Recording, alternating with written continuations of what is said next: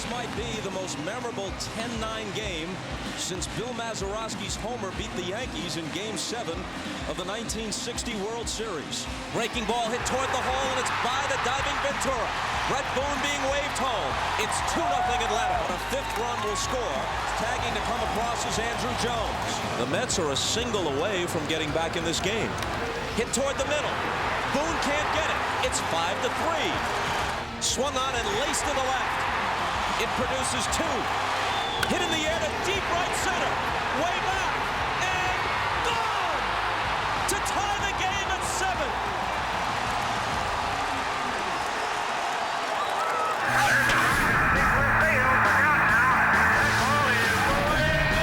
long drive. If it stays fair. Along first. Behind the bag. It gets through Buckner. Here comes Knight in the deep left center. For Metro. She is gone.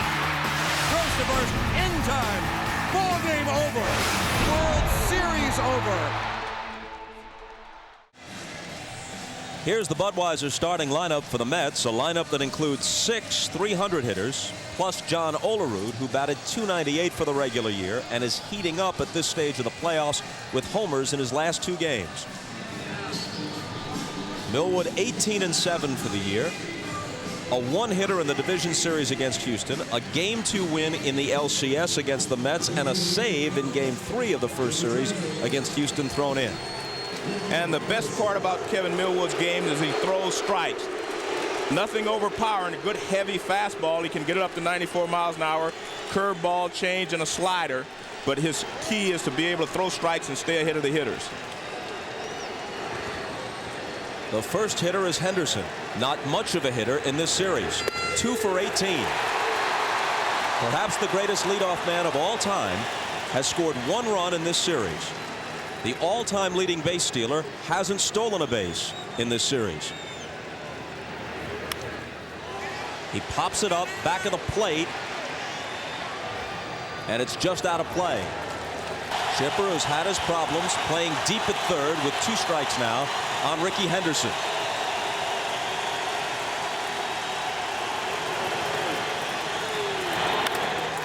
And he lines it into right field, a leadoff hit. That's been a rarity in this series. Rickey aboard to begin an inning. Good hitting there by Rickey. It wasn't a bad pitch. I think Millwood wanted it down a little bit more, but it was a breaking ball away, and Rickey just kind of flipped it to right field for a base hit. He bluffs the go, and it's strike 1 to Edgardo Alfonzo. Rickey stole 6 bases in the division series, but he doesn't have a stolen base so far here in the LCS. Amid all the excitement of the tremendous 15th inning rally by the Mets, perhaps overlooked, an important sacrifice bunt laid down by the man at the plate now, Edgardo Alfonzo. That was a tough situation, and he did get the bunt down perfectly, and that led to the Mets being able to come from behind and win the ball game. So don't ever underestimate a bunt in crucial situations. Fouled off, 0-2. Millwood is able to keep the runners close at first base because he'll use a slide step every once in a while, and he really kind of works at holding the runner. So Rickey's going to have to work hard to get a good jump off of Millwood. Again, he's not going, and this one is hit in the air to right. Jordan drifts back a bit to take it.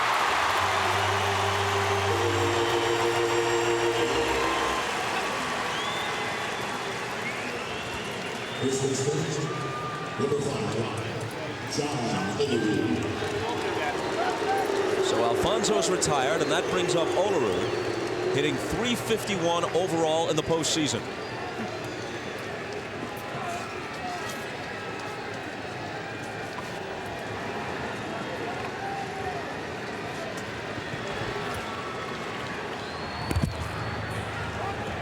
A bit closer that time.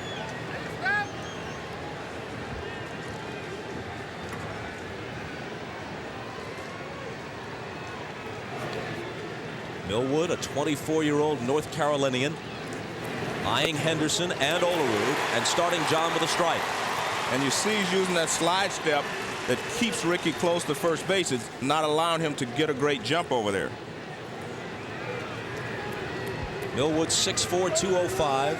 This is his third year in the majors. His 0-1 pitch. Hit in the air to center. Easy play for Andrew Jones.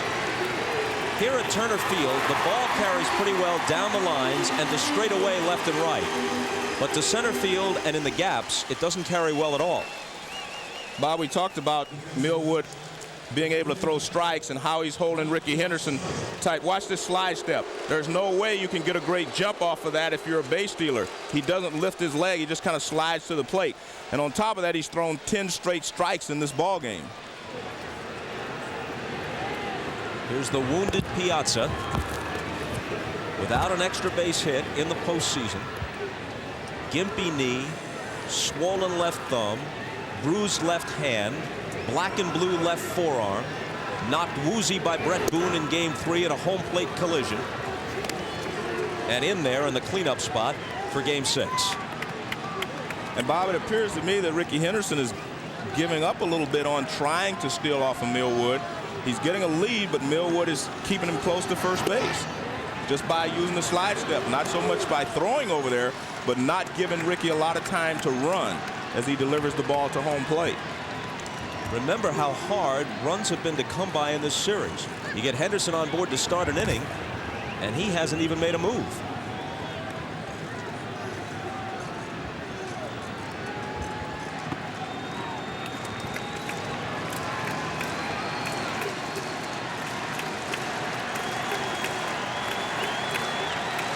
Not going, and that one's in there. 2 balls and a strike. Let's take a look at Millwood in his slide step and watch Rickey. He doesn't even move.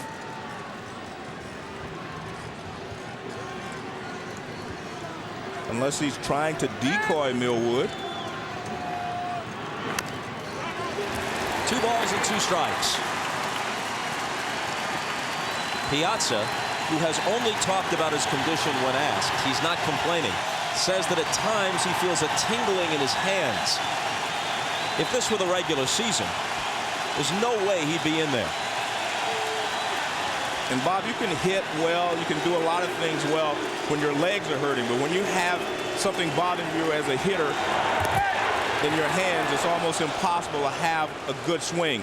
You're kind of giving it 99%, maybe 98%, but it's very difficult when you have a sore thumb, a sore wrist, all this combined, and it's hard to deliver the bat through the strike zone with your normal bat speed. And that's what's happening to Piazza, because he's getting some pretty good pitches to hit. He's just not able to handle them. This is a 2-2 pitch, and Rickey is going. A swing and a miss, and it's a moot point. Piazza down on strikes. Braves coming up in the first. Here's the lineup Bobby Cox puts together for Game 6. Chipper Jones, who had 45 homers during the regular season and batted .319, coming alive a bit in Game 5. 3 hits, 2 of them for extra bases, also had a couple of walks. And here's the defense behind Leiter. John Olerud, only 2 errors this series. Well, he has 2 errors this series, but the rest of the infield has been called the best infield in the history of the game, and that's saying a lot. So Leiter, a tough luck loser in Game 3, goes to work on Gerald Williams. Called strike 1.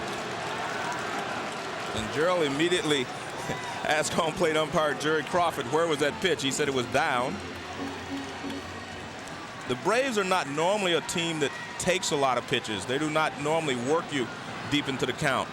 First fastball they see, they're usually hacking.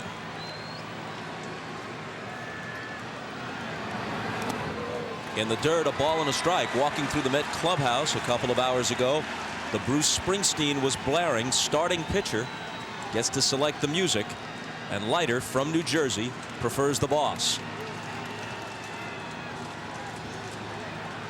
A fellow Jersey lad. The 1-1 pitch. Inside and low, and Williams is hopping around as if it hit him.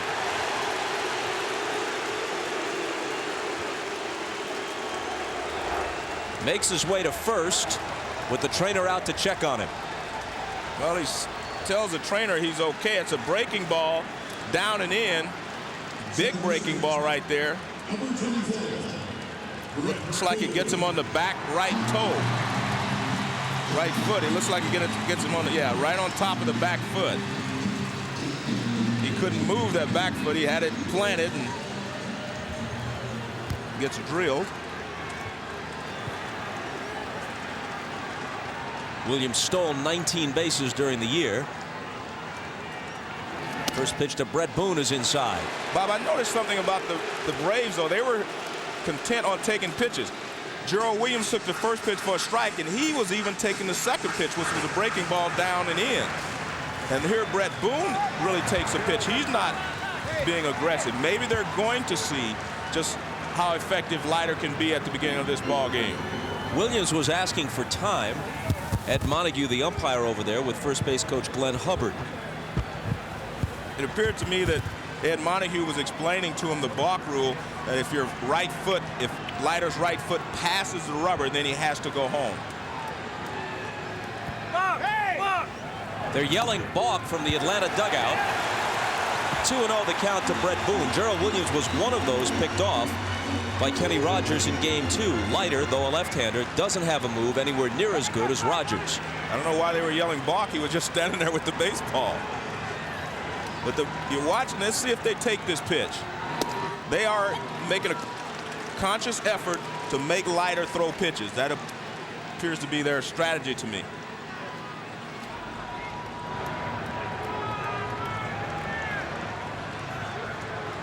Williams at first, nobody out, and the 2-1 pitch to Brett Boone. First, he's chased back. There have been 6 pitches thrown in this game by Leiter, and the Braves haven't swung at any of them yet. Which is unusual for the Braves. 3 balls and a strike, and still no swings. Actually, Bobby Cox was a little upset with his ball club on Sunday. He said they swung at so many bad pitches, especially when they had runners in scoring position. There's Don Baylor, the hitting instructor. 3-1 on the way. Walked him. So a hit batter and a walk put 2 on with nobody out. And this was the biggest fear for the Mets, is that Leiter would get off to a poor start, have to throw a lot of pitches early in the ball game on 3 days rest. Here's a pitch sequence to Boone. Look, he's not even about to swing. He's not ready to swing. He's taking all the way.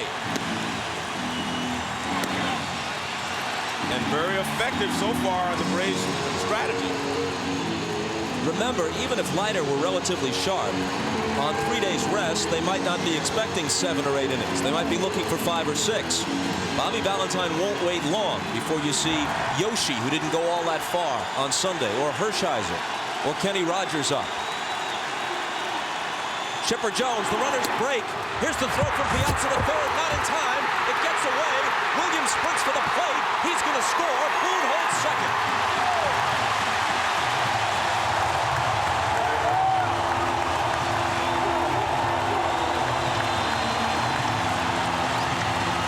Remember in the game in New York where Leiter lost 1-0?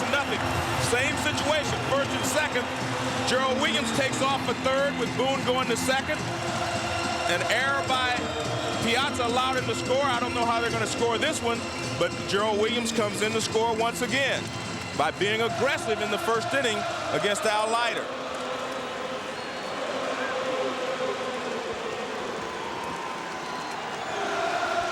And now the 1-0 to Chipper. It hit him. 2 hit batters, a walk, a double steal, and an error. What an inning. That's a cut fastball, and Chipper can't get out of the way either. It's a cut fastball, and it gets Chipper on the back foot. Take a look. It gets him on the right shin. Now that could smart a little bit. Dave Wallace, the pitching coach, to the mound. All the talk about Leiter going on 3 days rest. This is a completely different era in baseball. But remember, Joe, when a Whitey Ford would be expected to pitch games 1, 4, and 7 of the World Series. Pat Mahomes gets up, all on 3 days rest. Right. Or a Koufax or a Bob Gibson would pitch an important game on 2 days rest, as Mickey Lolich did in the World Series, or Jim Lonborg did in the World Series. This isn't a criticism of Leiter or any other modern pitcher. Rotations are set up differently, but pitching on 3 days rest used to be the norm. The 1-2 pitch.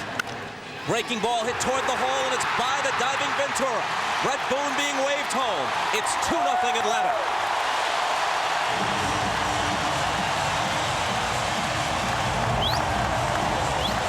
Well, he leaves this breaking ball out over the plate.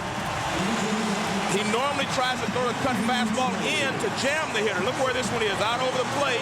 Jordan goes out and gets it and pulls it past the diving Ventura. Just past him. And Brett Boone comes in to score easily, and Chipper Jones stops at second.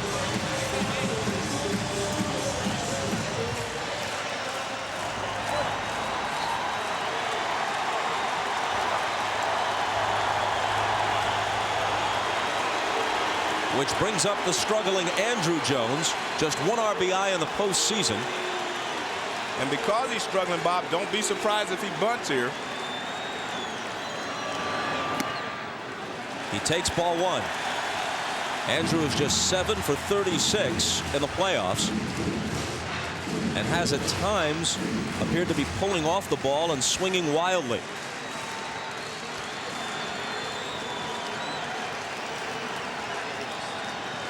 Leiter trying to weather the storm in the first. Threw it by him. Well, that's Andrew Jones' MO right there. Fastball, he will chase it up and out of the strike zone. Leiter threw it up high, and he went after it. He's not nearly as patient as some of the other Braves hitters can be in these situations.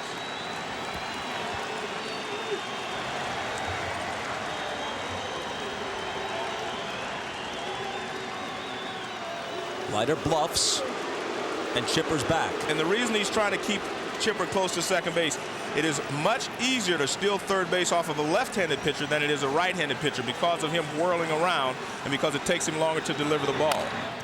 A little tapper out in front. Leiter takes it to second. He pulled him off the bag. The bases are loaded. Bad communication there, Bob, between the catcher and the pitcher. The catcher is supposed to be yelling, and he should be going to first base with this ball. The catcher should be yelling right now, first base, first base. He turns and fires. It's going to be a close play at second anyway. They call it a fielder's choice. That doesn't mean it was a good choice. Right. Definitely was not the proper choice. But someone has to help Leiter. They should be yelling first base all the way. You have a speedy runner at first in Brian Jordan. You have a good runner at second in Chipper Jones. And the ball's chopped in front of the plate. You have to take one at first base. Bases loaded. Still nobody out. Eddie Perez, hitting .471 in the series with 2 homers, stands in. Another 1-2 pitch. And a line drive, base hit. 2 runs will score. Jones in. Jordan right behind him.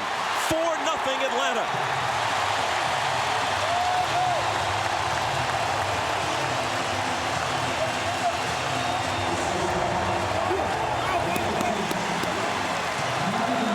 And Eddie Perez continues his good hitting against the Mets. And it's unfortunate for Leiter that Perez was the guy with the bases loaded. He fights off a lot of pitches. Now Leiter comes with the fastball. He tries to get a cutter in, and Perez rips it over the head of the second baseman, Alfonso, and drives in 2 runs and allows Andrew Jones to go around to third. Good hitting here. He's demonstrated a good bat throughout this series, and he continues. Leiter threw 25 pitches, didn't retire a hitter, pitching on 3 days rest, and now may have all fall and winter to rest. 4-0 Atlanta. Leiter out, Mahomes in. Brian Hunter to the plate, swings on the first pitch, skies it into left center field. Over for the catch is Hamilton, but a 5th run will score, as tagging to come across is Andrew Jones. Sacrifice fly for Brian Hunter, who at this point will take it. He's still hitless in the postseason. If you're the Braves, all you want to do is move the runners. You would like to get a base hit, but the job is done when you get the ball to the outfield and allow Andrew Jones to score. Good job there by Hunter to get the ball into the air, deep enough for Andrew Jones, who is a speedy base runner, to score. Hamilton throws toward the plate, but no chance there. Ventura does a good job and cuts the ball off. So good job there by Brian Hunter. Even the first out plates a run. That's the kind of inning it's been for the Braves. Look, Bob, I can't tell you how smart I think the Braves have been in working light of the first two hitters, Gerald Williams and Brett Boone, usually two first-pitch hackers. They took some pitches, they allowed Leiter to help them out, and now they've put 5 on the board. Fastball thrown by Weiss, 0-2. Mahomes was 8-0 this year. Those are his figures in the postseason.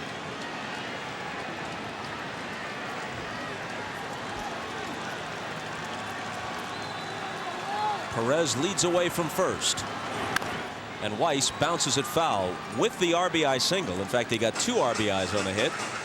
Eddie Perez is now hitting an even .500 in this series, 9 for 18.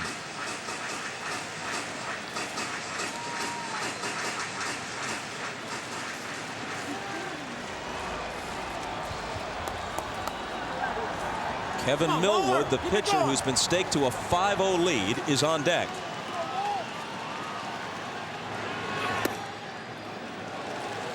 That misses 1-2. More bad news for the Mets. The last time Millwood allowed more than 2 earned runs in any start was over 2 months ago, early August against the Giants. Now he's ahead 5-0.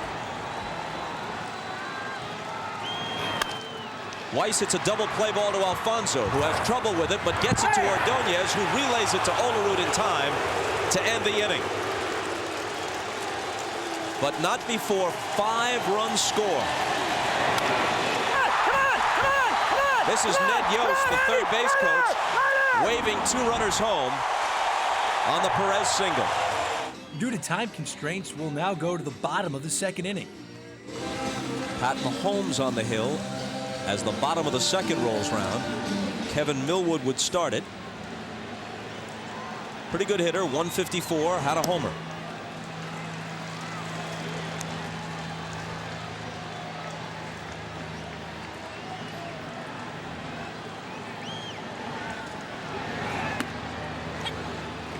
A ball and a strike. If Ray Ordonez had reached base, Bobby Bonilla, as we said, was going to bat for Mahomes, because then one swing could make it 5-3. Now Mahomes is due to lead off in the third. And I don't know if Bobby Valentine wants to deplete his bench at this point, and Mahomes is a decent hitting pitcher, so it's possible that Mahomes will hit. Millwood goes the opposite way. Cedeno takes it. And folks, you can log on to MSNBCSports.com for a lot more on the NLCS. Listen in to pre- and post-game audio interviews with players from both teams. Totalcasts bring you a real-time box score and a visual breakdown of the location of each pitch. And the Reds' Barry Larkin provides in-depth analysis of each game from a player's perspective. MSNBCSports.com, the official website of NBC Sports.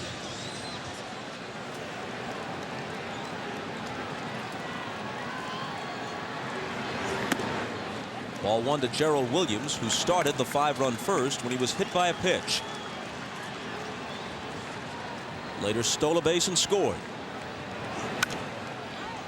A pop-up to the right side. Olerud near the line. Into foul ground to squeeze it.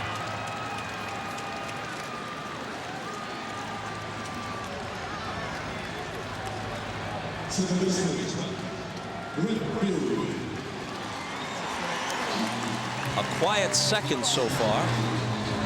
Dave Wallace checking to see if Yoshi is ready. He was throwing earlier. Then Bobby Valentine will have to decide whether or not he bats for Mahomes.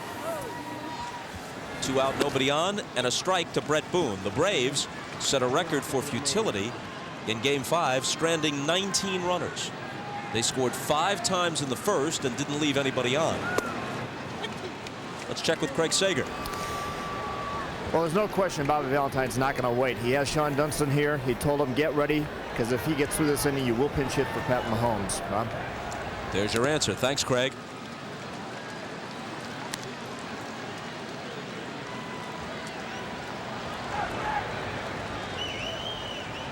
One and two to Boone, who walked and scored in the first.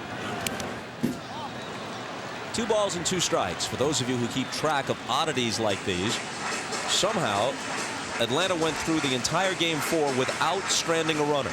0 left on base. The next night, over 15 innings, they strand 19. The 2-2. Jammed him and he fouls it off. Ask Bobby Cox about that. I guess he'd say, well, shows you can lose a number of different ways. We didn't squander many opportunities in the 4th game. We lost. We squandered a zillion in game 5. We lost that too.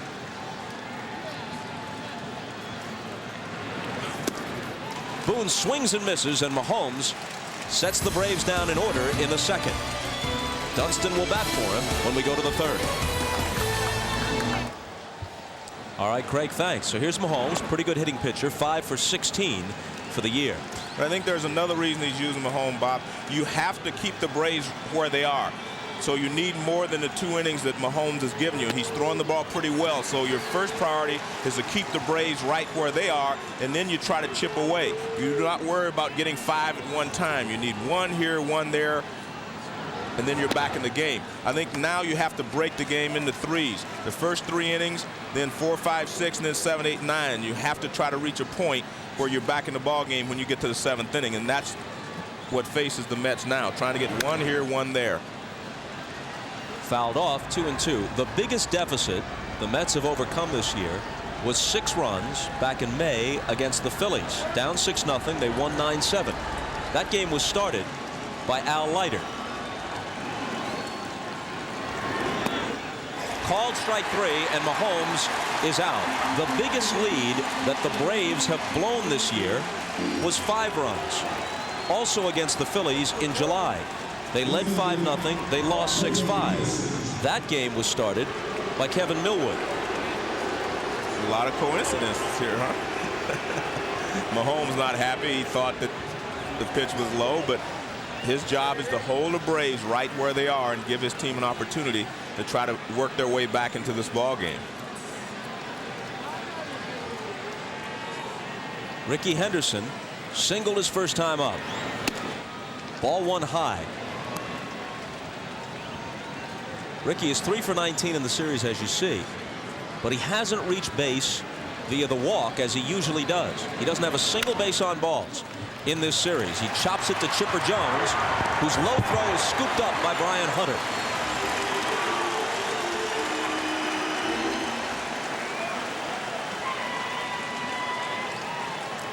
It's very unusual for a guy like Rickey Henderson, who walks a lot, not to have any bases on balls in this series. It's a routine play by Chipper, but his throw is a little low, but Brian Hunter, a good first baseman, digs it out. How unusual is it for Rickey Henderson not to have any walks? Right.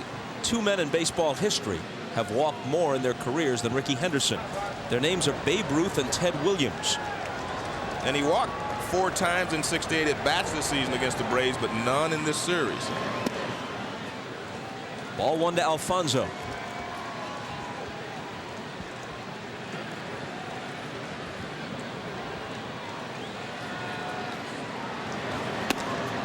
Fastball high. That has been the adjustments that the Braves made on Alfonso. After game 2, when he had such a good game, they've been trying to throw the fastball up on him, and they've had some success, and especially when they get it up and away, they've been able to strike him out on the pitch up and away. And there you see, he was hot the first couple of ball games, and then they started staying away from him. Look at 6 Ks in the games 3 and 4. Added 2 more game 5, but he also got a base hit. Fastball upstairs, 3-1. Olerud on deck. Bob, the Braves have walked only 11 batters this entire series, and 4 of those were by McGlinchey on Sunday. He swings on the 3-1 pitch. A pop into left center. Andrew Jones will take it. The Mets go down in order in the third. It remains 5-zip. Due to time constraints, we'll jump ahead to the top of the 5th inning. In each of the last 2 innings, the Braves got a man to third with 1 out, but couldn't increase their 5-0 lead.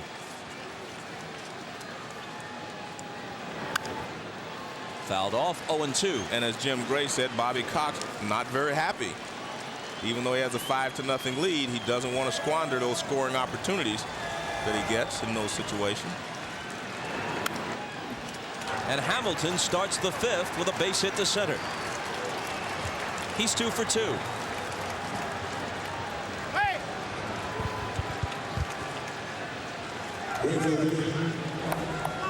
Millwood doesn't have a great curveball. This is just an average curveball. You see it's rolling, and not a sharp break or a sharp downward motion. It's more a change of speed than a good breaking curveball. And Hamilton just lines it back through the middle for a base hit.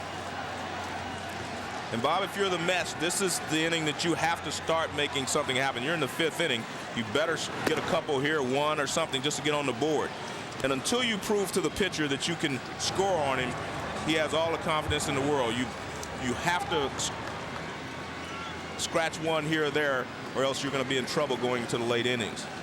And the Mets are definitely running out of time. Chipper Jones in close at third. Cedeno lofts one to center. Andrew Jones. Williams right behind him. That's the first out.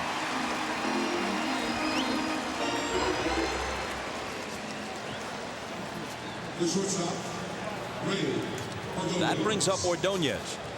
We mentioned earlier in the playoffs that Ordonez had improved considerably with the bat. Certainly not a terror at the plate, but he had ceased to be an automatic out, raising his batting average to .258. But in the postseason, he's been as close to an automatic out as you can be, now hitting .048.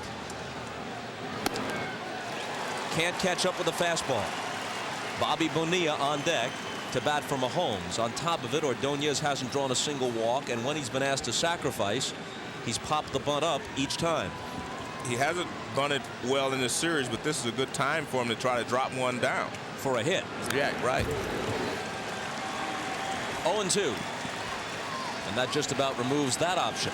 Let's hope so. Although Millwood has gone to 3 balls on several hitters in this game, he still has only 1 postseason walk against 16 strikeouts. Still 0-2 to Ordonez. We have a shot of Ordonez in batting practice today, and he took 1 attempt at a bunt. He drops it down the first base line. That's what you do. That was what they've needed from him a couple of times, and he hasn't been able to produce that. But in batting practice, it's standard to step in and just bunt the first one. I mean, Babe Ruth laid the first one down. So if this is a guy who's going to be called upon to bunt, shouldn't he practice more than 1? I would say so. You know. Here's the 0-2. Fouled out of play. Well, let's take a look at the attempts he has made in this series. Game 2, he bunts it to Brian Jordan, almost into a double play. Game 4, he was trying to sacrifice. He pops it up. And, of course, in Game 5, same results yesterday in a sacrifice situation. And down he goes, chasing the high fastball. 4th strikeout for Millwood.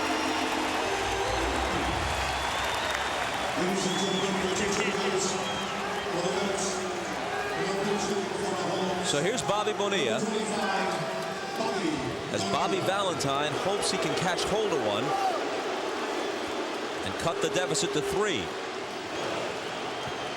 What the Mets wish, as Turk Wendell begins to throw, is that they could cash in the 3 runs they forfeited in the 15th in Game 5. Base hit for Bonilla. Hit it sharply through the right side. When Ventura didn't round the bases, which should have been a grand slam, became a single and 1 run. If they could have stored those 3 for tonight, that would have been helpful. Bonilla, very good low fastball hitter. I mean, that's his strength, the low pitch. And he gets a low fastball and he shoots it in the right field for a base hit.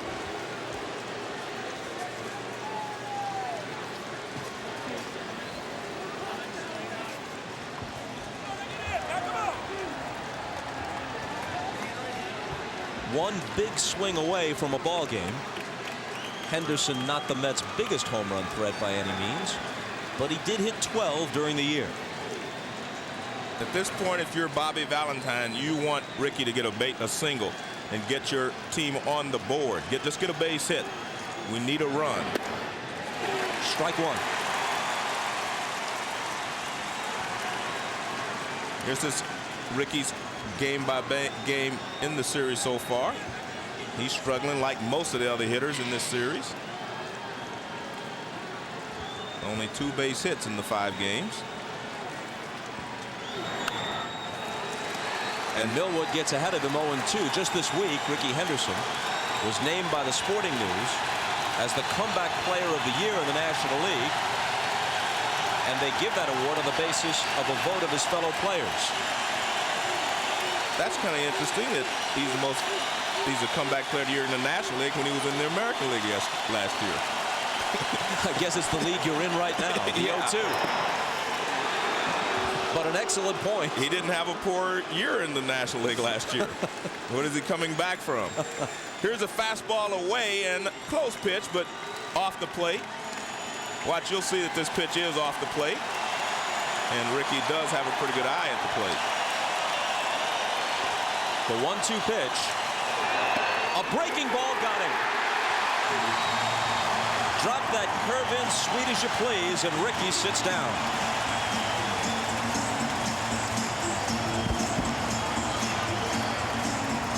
Due to time constraints, we'll move ahead to the top of the 6th inning. Again, we're not presuming anything, but in the event that the Braves hold on and win this game, Tom Glavine would be the starter if the rotation holds in Game 1 of the World Series for Leo Mazzoni and Bobby Cox. Alfonso fouls it off. If, underlining if several times, it's Braves and Yankees.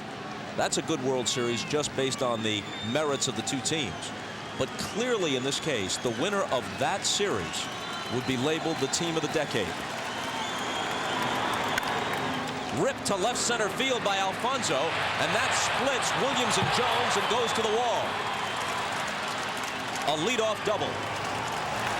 Edgardo had been struggling since the 2nd game of this series, but I mean, this is a rocket. He takes his low fastball and just puts a charge into it, and he splits the outfielders, and he leads off with a double. I mean, that is a bullet that finds a gap before Gerald Williams or Andrew Jones can get close to it.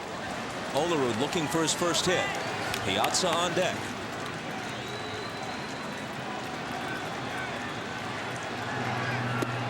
Fastball in there.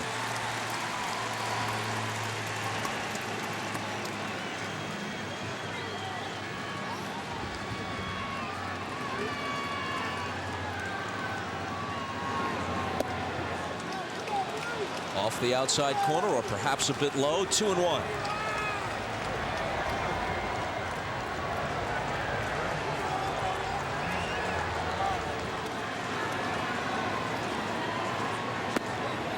That one is on the outside edge, evening the count at 2-2. John Olerud standing there trying to get a ball that he could drive, hoping that on 2-1, Millwood would make a mistake, middle of the plate in, but he drills the outside corner again. And Olerud hangs in.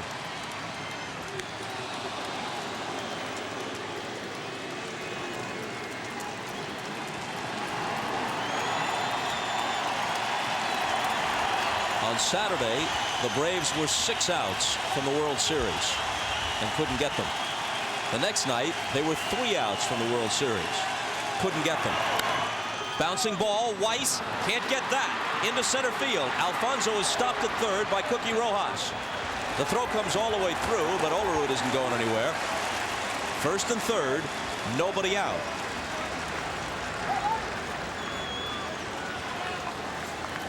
With 2 strikes, they're shading Olerud a little bit toward left field, and he grounds it right back through the middle.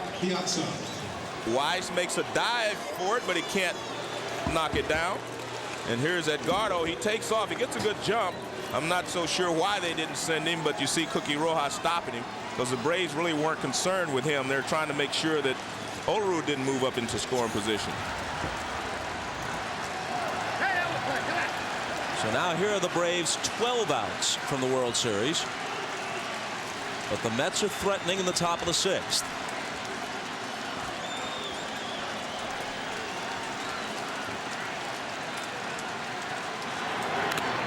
Piazza fouls it off, and it got a piece of his counterpart, the Braves catcher Eddie Perez.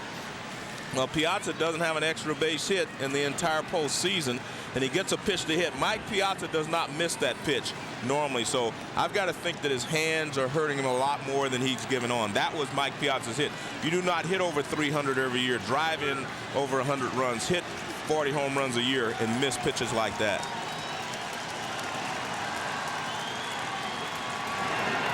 Breaking ball foul to the screen, 0-2. Bobby Valentine was saying in his office, not as a criticism, but almost with a tip of his cap toward Piazza, who was just playing through clenched teeth in this series, that Mike is missing a lot of the pitches he normally drills. Well, he just missed 2 that you wouldn't want to throw to him 2 months ago.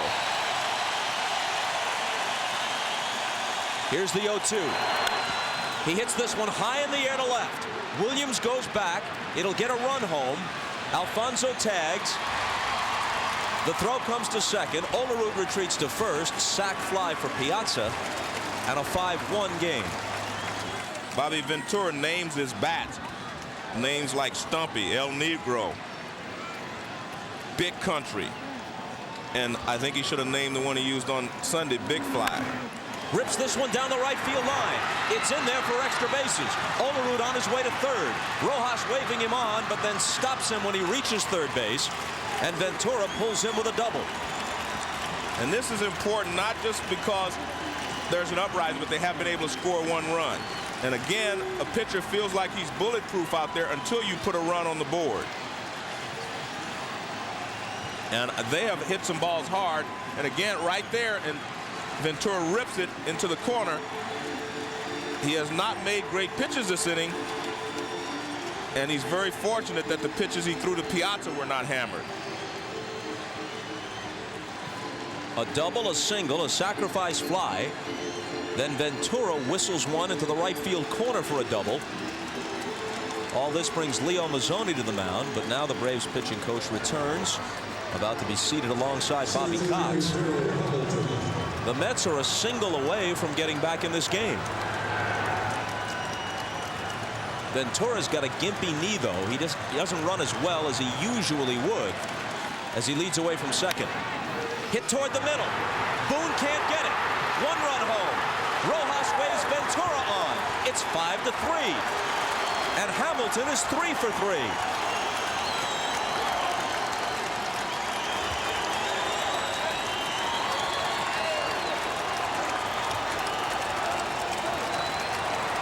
And Bobby, the Mets will not die. I mean, they have showed that they will get up off the carpet as many times as necessary to prolong their season. Little fastball out over the plate. Hamilton doesn't try to do too much with it. Grounds it right back through the middle. Boone makes a valiant attempt to keep it on the infield. He can't do so. It actually goes off his right arm. And Hamilton's at first, and it's a 5-3 Atlanta lead. They're going to bring in Mulholland. Cedeno, the next hitter, is a switch hitter, but much better lefty than right. So exit Millwood, enter Mulholland. Joe, you made the point earlier. You play the game in thirds. And that's because if you're the Mets and you're down, as they were 5-0, you do not have to try to get back in the game all at once. But by the time you get to the second third of this ball game, you have to be in the game. You can't go to the final third 5 runs down. So no matter what happens the rest of this inning, the Mets have accomplished a lot, and they still have a third of the ball game left. It started to drizzle as Mulholland comes in, and Agbayani now bats for Cedeno. First pitch to Benny is a ball.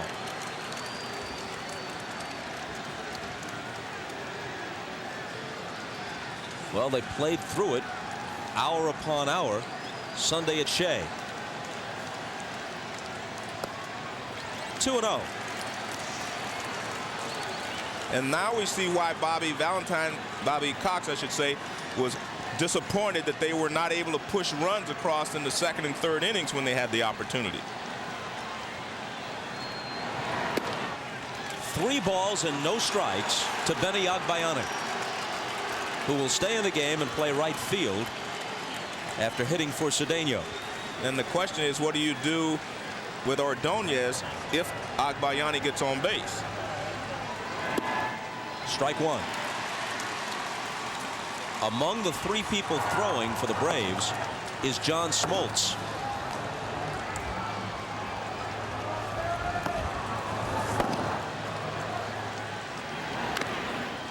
Fouled off, and again it takes a bite out of Eddie Perez. The count is full. Important thing here is that Mulholland throws a strike, and we see Perez making like Mike Piazza, taking one off the shoulder.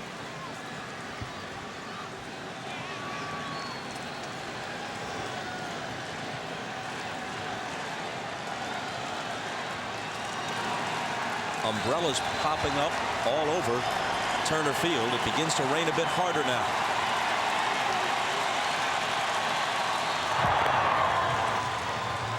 Hamilton is chased back. He's always been a pretty good base stealer. Works out in the offseason with the former Olympians Carl Lewis and Leroy Burrell. That'll get you ready for quick starts. He goes on the 3-2 pitch, and Agbayani rips it foul. Well, you see, Bobby Valentine feels that he's back in this ball game now, so he's going to run in those situations. Earlier in the ball game, when you're down 4 runs or more, you do not run in these situations. 3 balls, 2 strikes. He sends Hamilton. He doesn't get a good jump, so it was up to Agbayani to put the ball in play. Not going this time. Ball 4. A pinch hit walk. 2 on, 1 out. 3 runs already home in the 6th, and Ordonez will hit. And I tell you what, Bobby, he's going to get another opportunity to advance the runners with a sacrifice. And instead, he gets himself in a 2-strike hole. He's hitting .045 in the series. 1 for 22. Well, I guess Bobby's saying, well, he can't bunt. Maybe he can get a base hit.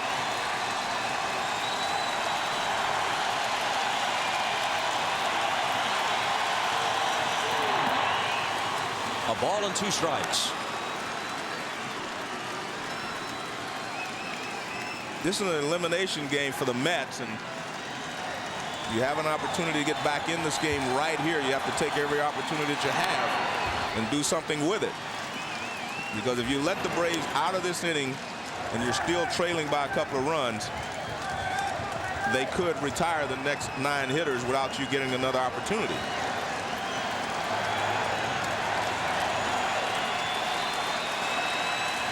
Another 1-2 pitch and another foul ball. Let's take a look at this pitch. 1 ball, 2 strikes, up and out of the strike zone, and they were able to strike Ordonez out early in the ball game. I mean, that's almost shoulder high, but he's able to foul it off. So he is good. He is battling here, and you know, for his sake, you hope he can hang tough. He hits it hard. Weiss makes the catch and steps on the bag to end the inning. The kind of series it's been for Ordonez. He whacks this one, but in the wrong place, into Weiss's glove and into a double play.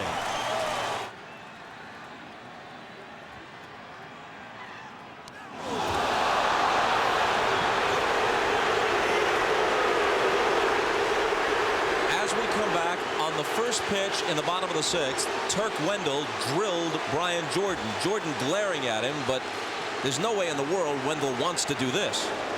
As we mentioned, Benny Agbayani stays in the game, plays right field after batting for Cedeno. First one to Andrew. He shows bunt and takes a ball. And that tells you what Bobby Cox is thinking. He needs another run or 2 here, and he's going to try to sacrifice Brian Jordan in the scoring position.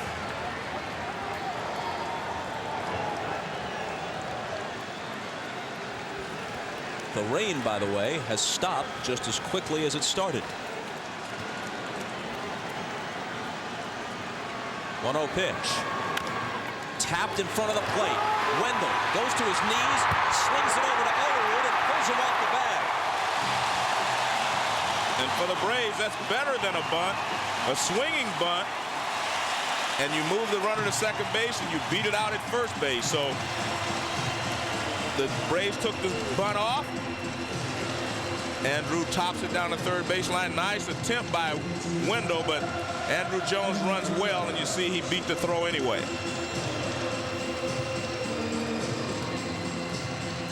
Nice play. I mean, he's probably learned that from watching Ordonez and Alfonso slide into the ball to stop your momentum.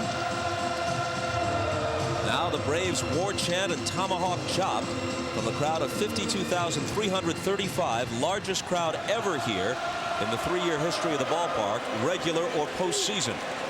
They've drawn over 3 million fans in all 3 years since this park opened for baseball. Eddie Perez lays down the bunt. Olerud, with Alfonso covering, gets him. Successful sacrifice. That's the second time in this series that Eddie Perez, a catcher, has laid down a perfect bunt in a sacrifice spot. And again, this just tells you what Bobby Cox is doing. He takes his most productive hitter, the guy that's swinging the bat best, and he says, no, I need some more runs. So he has Perez bunt the ball. Now he moves 2 runners into scoring position. And really, he decided he wasn't going to let his best hitter swing the bat in this situation. And that's what his teammates do when you come back in. They congratulate him, say, great job.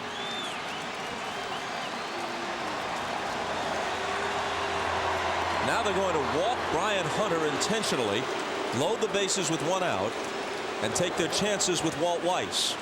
And I think you have to do this if you're the Mets. You have to give yourself a chance to try to get out of this without letting the Braves score another run. Double play is what you try to get here. You set up the double play by walking Hunter. It's not so much that you fear Hunter more than you do Weiss, but you want to set up a double play situation, and they force out at the plate. For more on Brian Jordan, we return to Jim Gray. All right, Bob. Well, there's quite a bit of relief down here on the Braves bench. Brian Jordan was struck by the pitch by Turk Wendell on his right index finger and his middle finger. It did not catch his wrist at all, according to Jeff Porter, the trainer. The right index finger is swelled up already just in the time that they went out and looked at it. He will be able to continue, but a great deal of relief because the wrist was not re-injured in any way. Bob? Thank you, Jim. This is another potential nightmare inning for the Mets. Hit batter, little squibbed infield hit, sacrifice, intentional walk, bases loaded, 1 out, infield at double play depth.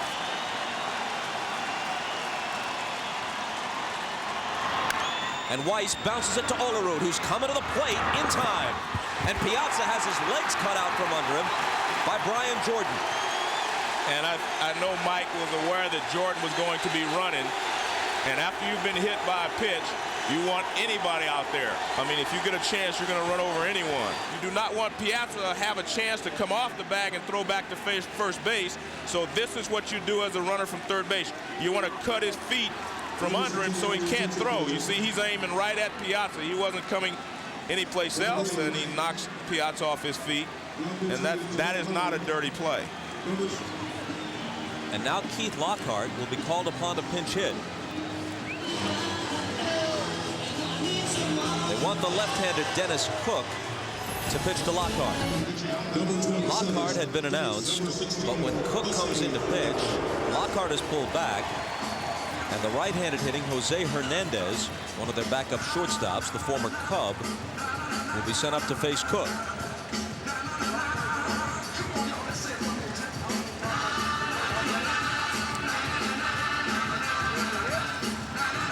Hernandez had 19 homers this year, but he stopped hitting in the final couple of weeks of the year, and he's not as good a glove man, not nearly as good as Weiss or Guillen, so his playing time in the postseason has been limited.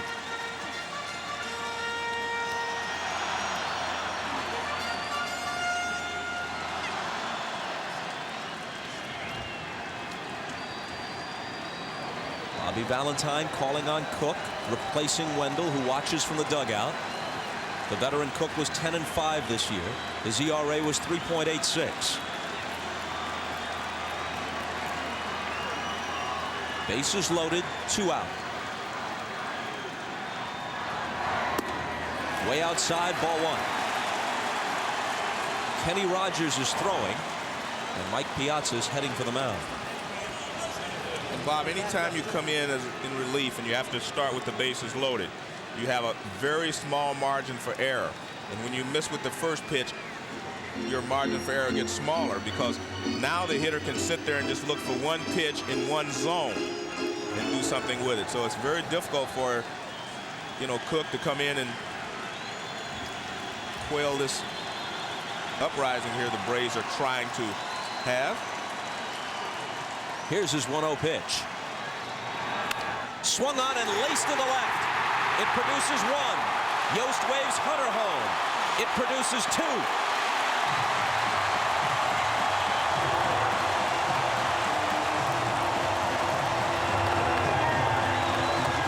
Big pinch hit for Jose Hernandez. And that's what happens when you miss with the first pitch. The hitter knows you have to come with a fastball. And if you miss again, then it gets even tighter. But he looks for a fastball in his zone, and he gets it, and he rips it to left field for a base hit. So tough situation for Dennis Cook. And the Braves scored 2 insurance runs here. Listen to the third base coach, Ned Yost, waving the runners on. Come on! We gotta have it! We gotta have it!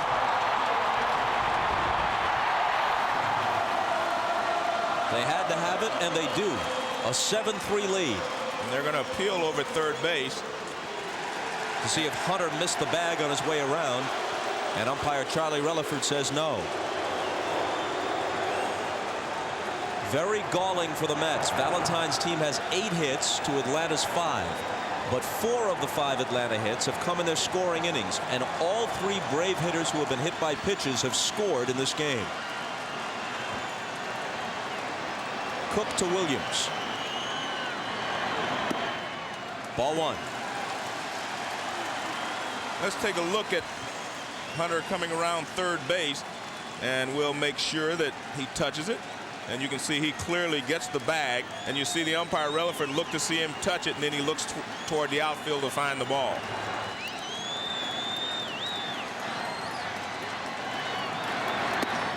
That's low. 2 balls, no strikes.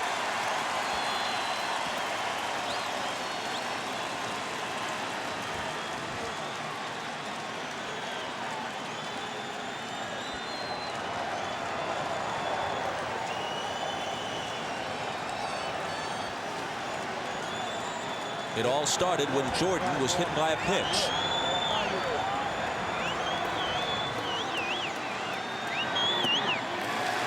And Bob, this is the worst thing that can happen to you if you're the Mets.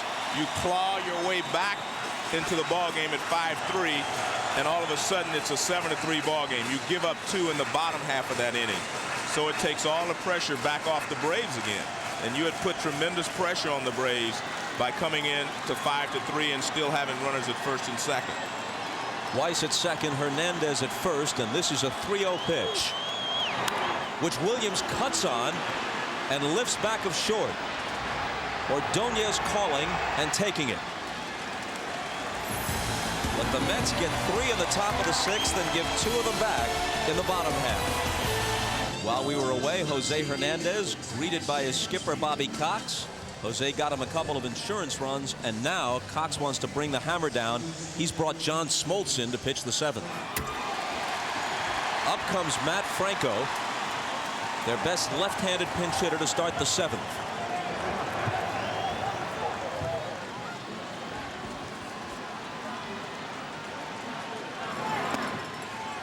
Let's check with Craig Sager. Well, I asked Bobby Valentine if he thought at all about bunting Ordonez, and he said not with 1 out. But a point should be made that Ordonez, although he's had trouble in the playoffs, he did have 11 sacrifice bunts during the regular season, which was 9th in the National League. Well, and I think the big problem is he's 1 for 22 going into that at bat. And again, I felt like if they could tie the Braves in the 6th inning, the pressure would have fallen on the Braves again.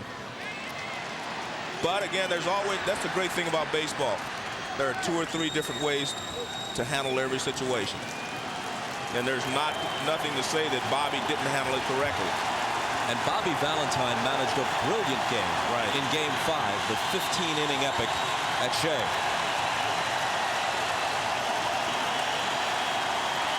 Smoltz's 2-2 pitch. And Franco spanks this one to deep right center field, and even Andrew Jones can't run it down. This is going to be a pinch hit double.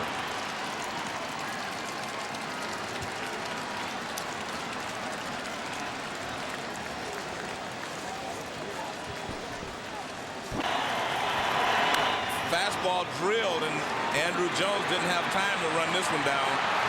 Matt Franco goes into second base with a double. Left fielder Rickey Henderson.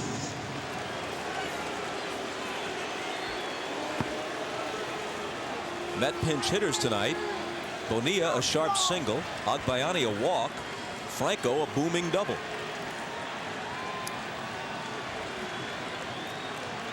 Henderson's 1 for 3, a first inning single, ball 1.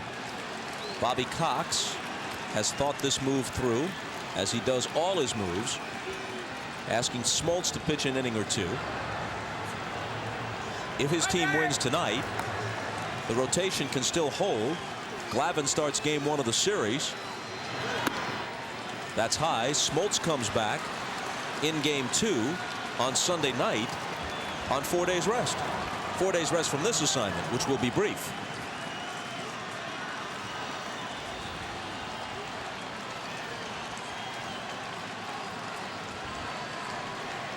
Here's his 2-0 pitch. Comes down almost sidearm and gets the strike.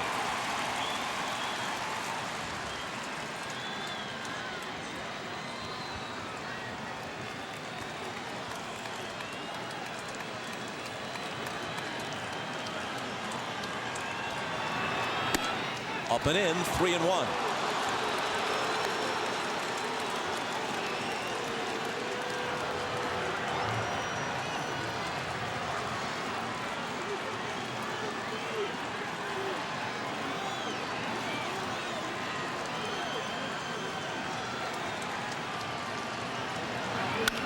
And Rickey smacks it down the left field line. That's in there for a hit.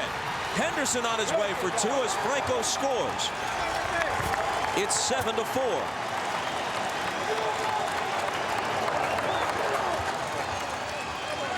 And here come the Mets again.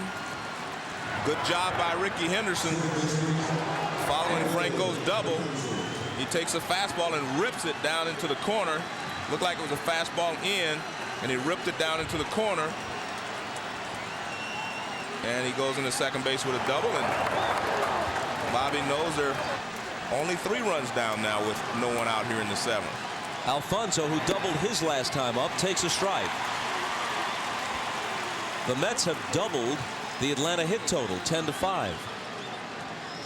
And New York, in truth, has hit more balls hard tonight than has Atlanta. Sliced out of play, 0-2. Prior to game 2, when he came out of the bullpen to save the game, finishing it with this called third strike to Bobby Bonilla, John Smoltz had never pitched in relief in his major league career, regular or postseason. A ball and 2 strikes. This is his 2nd relief appearance in this series.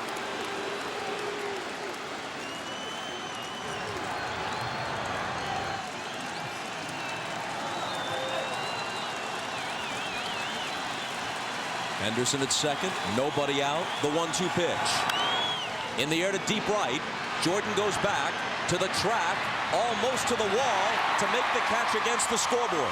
Henderson tags, he's at third with 1 out. Edgardo hit that ball really well to right field.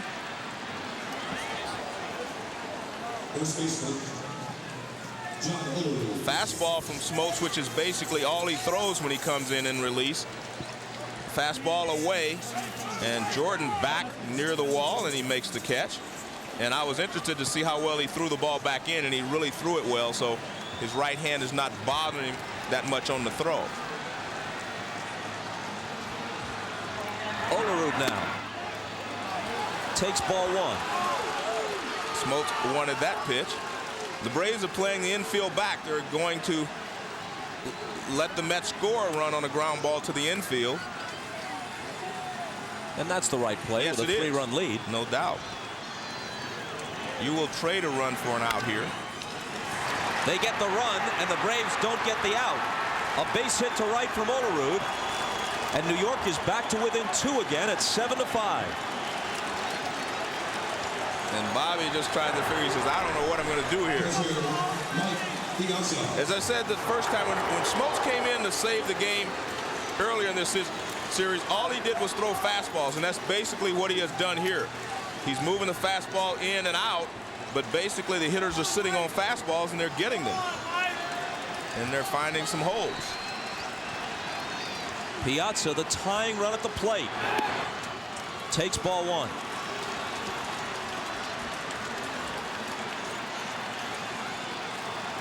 Smoltz comes out of the bullpen. Franco cracks a double. Henderson delivers a double. Alfonso flies to the scoreboard in right. Olerud grounds a sharp single to right.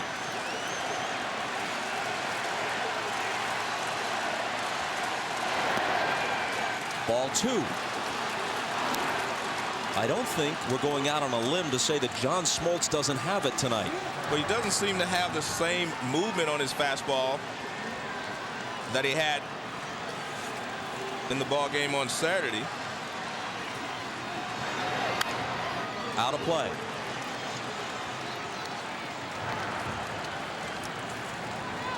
Every member of the New York Mets is up on the steps of the dugout. Not just Valentine, all of them leaning over the railing. And they deserve a pat on the back no matter what happens, because, I mean, they were left for dead by the Braves with 3 games to go. They were 2 out with 3 games to go, and they bounced back, beat the Reds, beat the Diamondbacks, and they will not die here against the Atlanta Braves. The 2-1 to Piazza. Hit in the air to deep right center. Way back. And gone! To tie the game at 7.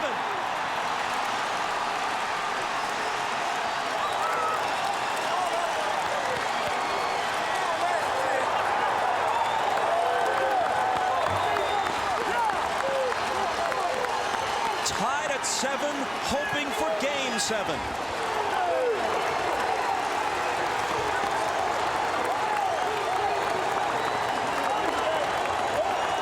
We've seen Mike Piazza miss some pitches that he normally hits. This one is out over the plate again. He goes the other way. Another fastball from Smoltz. And when he hits it, he knows that he got enough of it. Mike Piazza, who in the regular season wouldn't even be in, draws the Mets even. Smoltz faced 5 hitters, gave up 4 hits and a long fly ball, 2 doubles, and finally the home run by Piazza to tie the game. On comes Remlinger to face Ventura. 7-7 in the 7th. Unbelievable.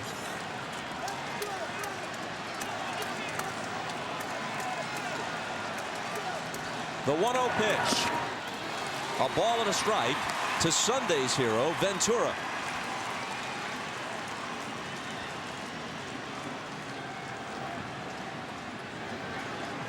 Met fan Jerry Seinfeld makes the trip to Atlanta for Game 6. One of the few happy people at Turner Field right now. Certainly John Smoltz isn't sharing Seinfeld's emotion.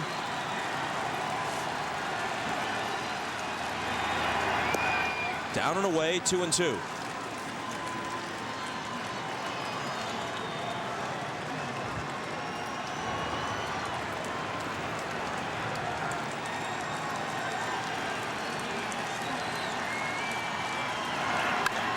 Ventura lifts one to right. Jordan goes back at the track, at the wall to take it. Man, they have hit some hard shots here in this inning. 2 barely misses. And the Mets are swinging the bats really well here.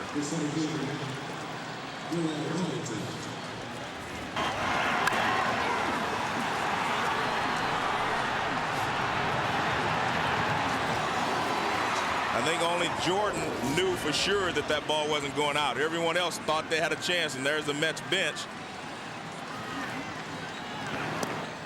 Darrell Hamilton, who has a perfect night going, 3 singles, takes a strike.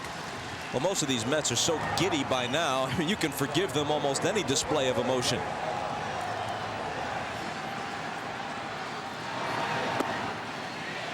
Ball 1.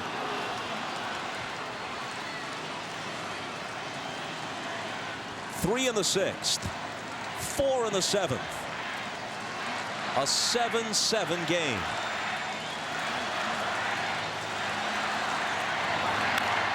Bouncing ball right side. Hunter has it. He'll beat Hamilton to the bag to end the top of the 7th. And now look who's come out of the New York bullpen. Orel Hershiser. He entered in the 4th with 2 runs already in, 2 on and nobody out. Struck out the first 2 men he faced and worked 3 scoreless innings. Then he became an assistant manager on the bench for Bobby Valentine as the game moved on. Here's his 0-1 pitch to Brett Boone, who has walked and struck out twice. And if you're the Braves, you have to answer immediately because the pressure is on you because you had a big lead and all of a sudden now you're tied.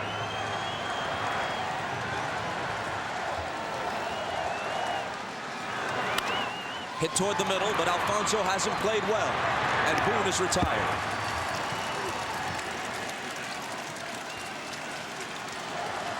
It's the bottom of the 7th, so it was stretch time in Atlanta, but it's the Mets who are stretching credulity and trying to stretch this series to its limit.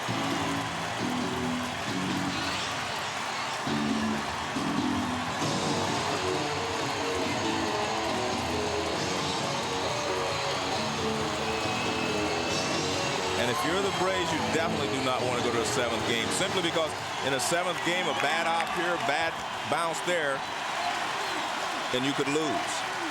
Here's Chipper. 1 for 2, and he was hit by a pitch. And we'll see how Hershiser attacks him. Remember, Chipper Jones destroyed the Mets here in late September, and he hit a home run off of Hershiser in that series as well. Hit 4 home runs in the 3-game series.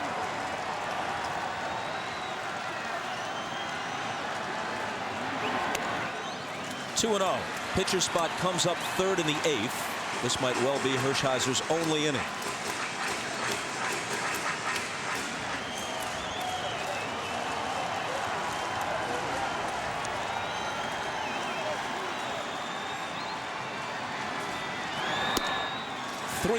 And you can see that Hershiser doesn't want any part of Chipper Jones in this situation. He's trying to get him to go out of the zone to swing. And I think Chipper is allowed to swing right here. I don't think he has the take sign on. He does swing, and he taps it weakly towards second. Alfonso to Olerud for the out.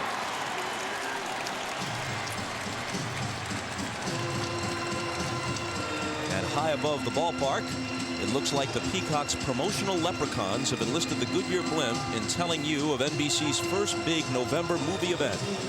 Whoopi Goldberg, Randy Quaid, and Roger Daltrey star in the film from the creators of Gulliver's Travels, Merlin, and the Odyssey. It's Leprechauns, coming to NBC November 7th.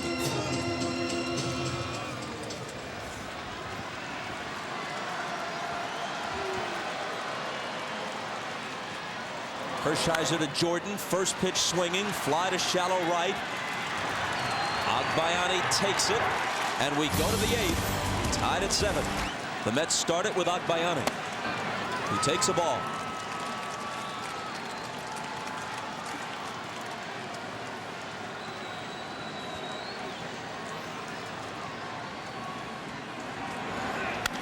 And this one is laced to right, and it will drop for a hit. Agbayani rounds first, and Jordan guns it in behind him, but he skips back. Well, the Mets are picking up where they left off last inning. He actually hits this off the end of the bat, and it flares down the right field line for a base hit. And he's thinking about going to second, but he realizes I can't get thrown out leading off the inning here. Watch this, right off the end of the bat. And Jordan does a good job of hustling in to pick it up and keep him from going to second. And he fires behind him, but not in time. Ordonez has to bunt now, doesn't he? He squares, he gets it down. This is a good one. Remlinger wants to tag him and does, as Agbayani advances to second. Well, he does the job, and if the Mets are able to come back, all will be forgiven with the other 3 bunt attempts that he has popped up. And you see there, right there, they're saying good job.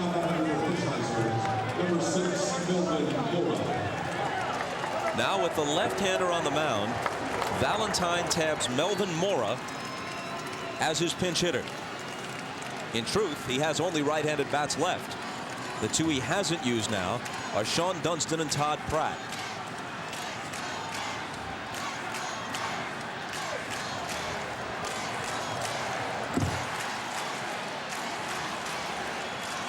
Springer in the bullpen.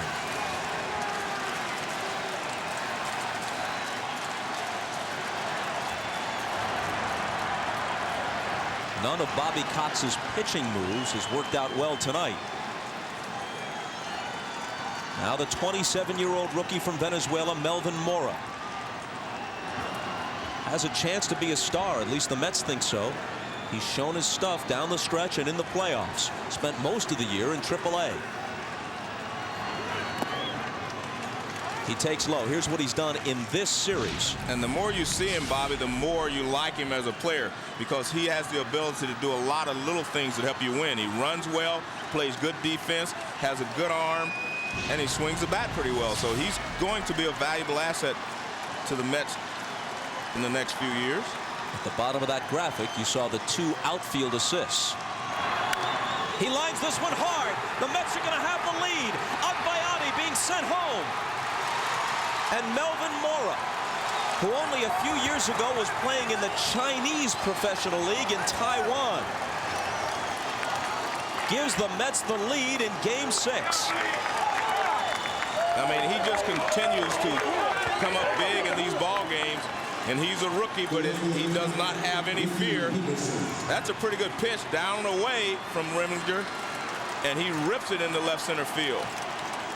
And you see the bench that we've not only come all the way back, now we have the lead. Franco to Andrew Jones, strike 1. But if you're the Braves, you have to do something very quickly here, because if you get 2 outs here in the 8th inning, you're probably going to see Benitez, and they have not been able to touch him. And there he is warming up, and I'm sure Bobby would bring him in here in the 8th inning if there's only 1 out, or maybe even with 2 outs in the 8th inning. Well, he's got the lefty, Franco, on the mound. They have 3 straight right-handed hitters scheduled, and then a switch hitter, Walt Weiss, behind them. Jones will be followed by Perez and Hunter. Hit to short, Ordonez. Forget about it when you send it his way. And I think Bobby's just trying to milk John Franco for as long as he can. If he can get 1 more out here, he'll be perfectly happy. And he's, you know, if Franco gets a guy on base, I think we're going to see Benitez. And there you see Wallace and Valentine talking about, well, when do we bring Benitez in? Do we wait till there are 2 outs? Do we see if Franco can get through the 8th cleanly and just let him come in for the 9th? A strike to Eddie Perez. Perez is the only Brave who's reached base all year against Benitez. He's faced 30 Atlanta hitters, regular and postseason combined, and retired 29 of them.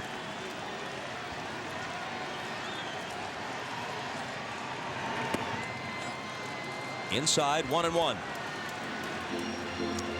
Howard Battle is a possibility off the bench.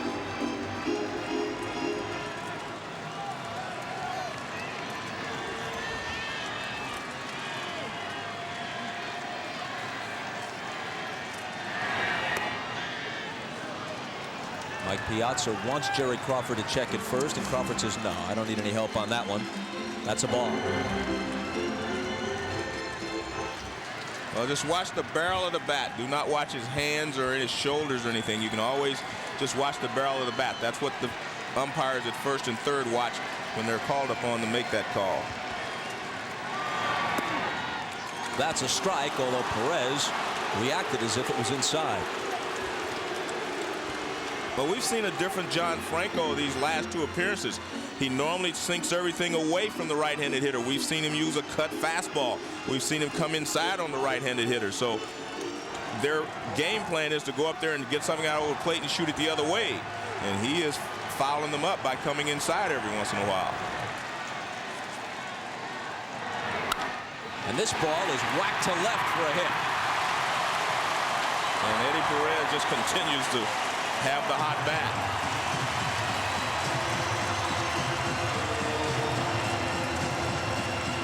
Perez is 2 for 3 with a sacrifice bunt thrown in. Well, he tries to come in. He gets this one up a little bit, and he doesn't quite get it in enough. And Perez rips it to left field for a base hit. I mean, he has really been swinging the bat well.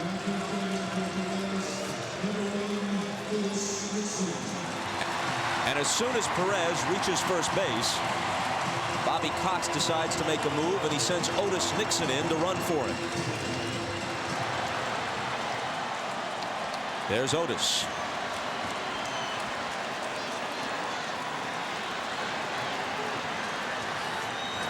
And I think this move forces Bobby Valentine to go ahead and leave Franco in at least for one more hitter. Because if he brings Benitez in, Benitez does not hold runners well, and Nixon would be at second base in a couple of pitches. Nixon had a steal in game 5. Big cut by Hunter, who comes up empty. And that's the normal pitch you look for from John Franco. A ball is moving away from you if you're a right-handed hitter. He throws the changeup, it moves away, and he throws a sinker. And that's his out pitch right there. At least it has been until his last 2 appearances. Nixon stole 26 bases this year. Not going. A ball down and away. Nixon's 26 steals in 33 attempts were his lowest total since 1987, largely because he doesn't play much anymore. Since at age 40, he can't hit much. He batted just .205, so his contribution is mostly off the bench as a pinch runner.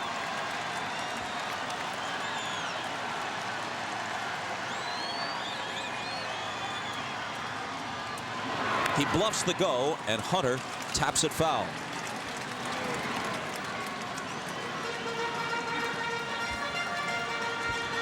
Watch Nixon and Olerud jockeying back and forth. Olerud using that technique where he slides away from the bag and then can jump back to take a pickoff throw from Franco.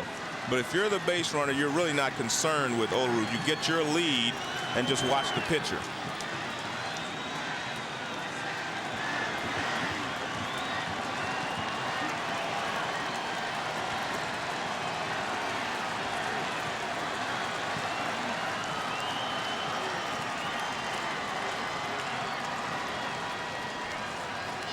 Not going. Inside 2-2 to Brian Hunter, who doesn't have an official at-bat tonight. He had a sacrifice fly for the 5th run in the 1st, walked and stole a base in the 4th, and then was walked intentionally in the 6th. And we saw Pat Corrales, the bench coach, say, why don't you just turn into this one? Watches a fastball in, and he turns away, and Corrales was warning him to take one for the team.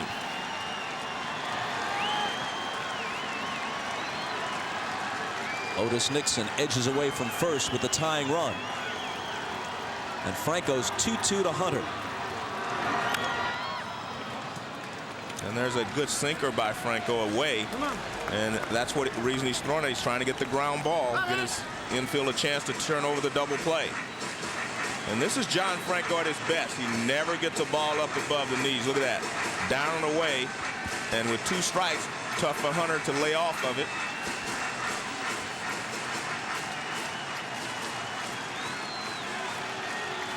Rocker getting ready. But it's the Mets who have the lead. Howard Battle is on deck to hit for Walt Weiss. Another 2-2 pitch. There goes Nixon. Here's Piazza's throw. It skips into center field. Otis gets up and continues to third with one out.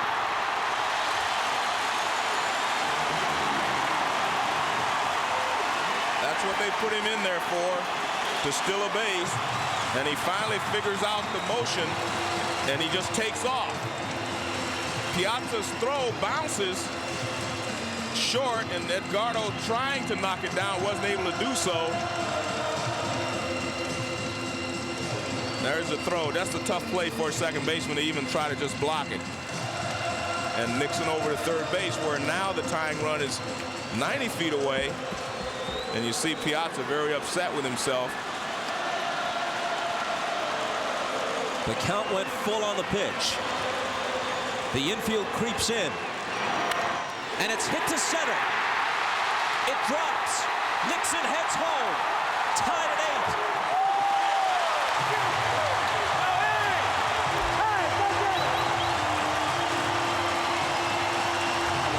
8. It doesn't get any better than this. I mean, guys coming through and getting the job done this late in the ballgame. Nixon stealing the base. Hunter driving him in with it's just beautiful. This is look at this pitch from Franco way off the plate outside, but you see Hunter goes out and gets it and finds a hole in right center field. Excellent hitting there by Brian Hunter. Watch, this pitch is way off the plate. Look at Piazza reach out there for it. Line drive into center field, base hit, and we're tied at 8. So now Weiss will bat. Battle remains in the on-deck circle to hit next. Looking to bunt with one out and taking ball 1. Let's go to Jim Gray. All right, thanks, Bob. Well, originally Battle was going to hit for Weiss, but when he saw what Hunter was able to do and the run was driven in, Bobby Cox came all the way out of the dugout, nearly ran to home plate to bring Battle back, so Weiss will stay in the game. Up to you. Thanks, Jim. Franco works 1-0. Weiss bunts foul. And you know, a lot of people just do not like to bunt with one out. But Bobby Cox is saying right here, I'm going to bunt him to second base. I'm going to take that one shot. And if I can get it done, then I'm going to bring John Rocker in to finish this ball game off. And I like what he's doing here. I think you have to give yourself a shot to win this ball game. Not only have they tied the game, but they've created the possibility that they won't have to face Benitez trying to close it.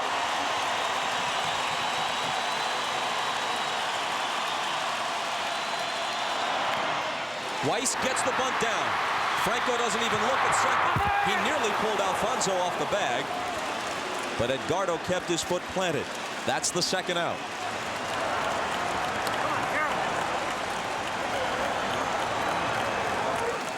Well, with one out, Weiss is still going to bunt. He puts the winning run in the Braves' mind into scoring position. And Bobby Cox has exactly what he wants here. He wants to take a shot, as we see a good play there at first base by Edgardo to stay on the bag. But Bobby wants to take a shot here at winning the game. And you see him saying off the bag, but a good job by Edgardo to stay on the bag. And a good job by Weiss to move the winning run in the Braves' mind to scoring position. So up steps Howard Battle, career minor leaguer. 9 seasons on the farm. 17 big league at-bats in 1999. And Bobby had some big hits for the Braves, 2 game-winning hits during the season. Swings on the first pitch and fouls it off. He was 6 for 17 in the big leagues. 1 home run, 3 for 8 as a pinch hitter.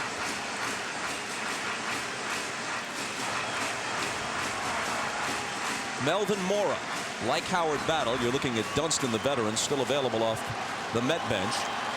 Melvin Mora, like Battle, a 27-year-old rookie, gave the Mets the lead with a hit in the top half of the inning. The Braves have tied it. Battle trying to untie it. Way outside, 1-1.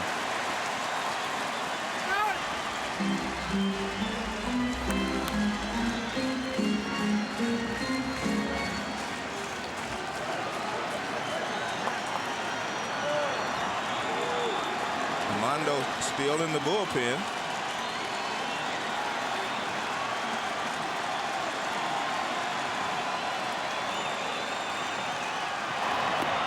Swing and a miss. 1-2.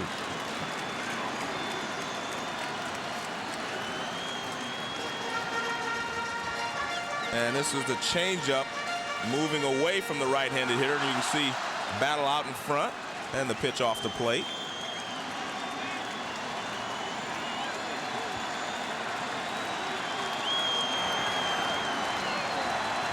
Hunter away from second with 2 down on the 1-2 pitch. Struck him out.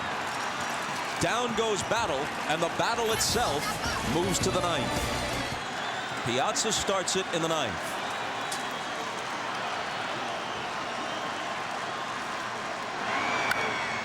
And he pops it up a mile high. When it comes down, it should be in Chipper Jones' glove, and it is in foul ground. Big out right there for John Rocker. Because Piazza was starting to get the barrel of the bat out front. But Mike's previous at-bat had produced a homer of heroic proportions. Ventura swings and misses, not just because it tied the game 7-7 in the 7th, but it was his first extra base hit of a postseason in which he has been bruised and battered, and where, if there were not so much at stake, he would long since have been pulled from the lineup.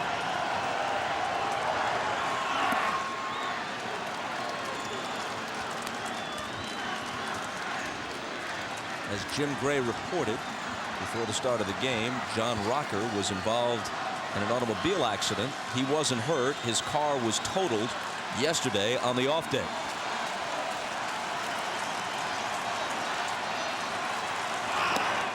Outside and low to Ventura, 2-1. Well, the one thing that Ventura and Olerud have done is they have had better at bats against Rocker as this series has progressed. First couple of games, they didn't have a chance, but they have now at least given themselves an opportunity to hit him because I think they're seeing the ball better. See, they're laying off pitches that they were swinging at before, and that tells me that they're seeing the ball better out of his hand. Ventura still doesn't have a career hit against Rocker, but his first 5 times up, he struck out.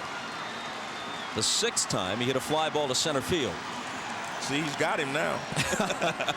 Made contact. At least it's progress. Yeah. Tonight, Ventura's 1 for 4. And he skies this one out behind second base. It'll be Weiss. Well, he had a pitch to hit, but it was just a little bit up out of his zone, and he had a good rip at it. Which brings up Darrell Hamilton, 3 for 4, 3 singles. He bats with 2 out and nobody on and takes a strike.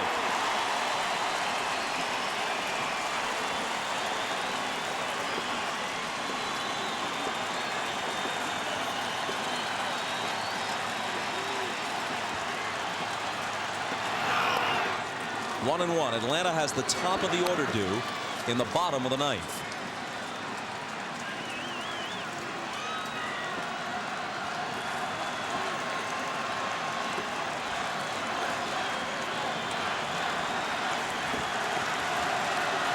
Interesting, Bob, in Game 5, Bobby Valentine pinch hit for Darrell Hamilton, and Todd Pratt went up to him and said, I don't think you needed to do that with 2 outs. And especially tonight, Hamilton swinging the bat well. And not only that, we're back to defense here. You know, if you go down tonight, you want to go down with your best defense out there in the late inning, especially on the road. And if they hit for him, it would have to be Dunston, who is not an accomplished center fielder. Hamilton is. You do not want Dunston out there in this situation. And he goes to left field. Gerald Williams has it lined up, takes it. And the Braves will have a chance to win it in the bottom of the 9th. John Rocker got the Mets out in the 9th. Bob, this is one of the guys on the Braves I think can handle Benitez's fastball, and that's Gerald Williams. Very good fastball hitter. Another 3-2 pitch. He reached for what might have been ball 4. Ventura has it. Pegs quickly to Olerud to retire Williams. No doubt that was ball 4. Actually, it's the first pitch that Benitez threw that acted like a sinker. The other one's tailed in. Now watch, this ball really goes down. It is a sinker. And you can see it's well below the knees when Gerald Williams makes contact with it. That pitch was at shoulder height and inside, but again, Once he lets it go, you better pull the trigger right now or you're not catching up with it. 98-mile-an-hour fastball. And you just mentioned about shoulder high. And Boone is just lucky that he gets a piece of it and stays alive. Yes. He tipped it. He tried to lay off. He made contact. Pratt held it. And it's a strikeout. Boone is questioning whether he made contact or not. It's another splitter. Well, it doesn't look like he did there, but I thought he went on the swing anyway. It didn't appear that he touched the ball, but Jerry Crawford says he did. Boone was arguing with him about that. And up comes Chipper Jones, so a conversation at the mound with Todd Pratt.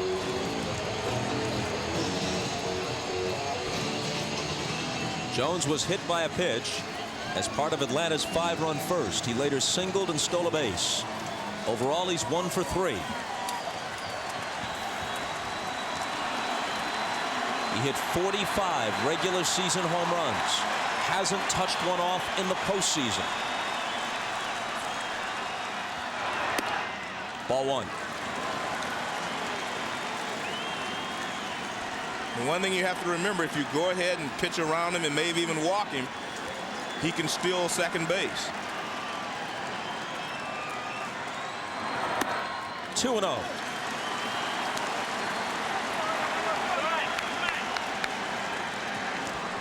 Brian Jordan would be next.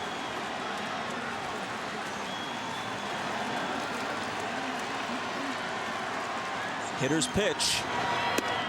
Taken for ball 3. Well, he threw him a splitter. He didn't give in and go after him with a fastball.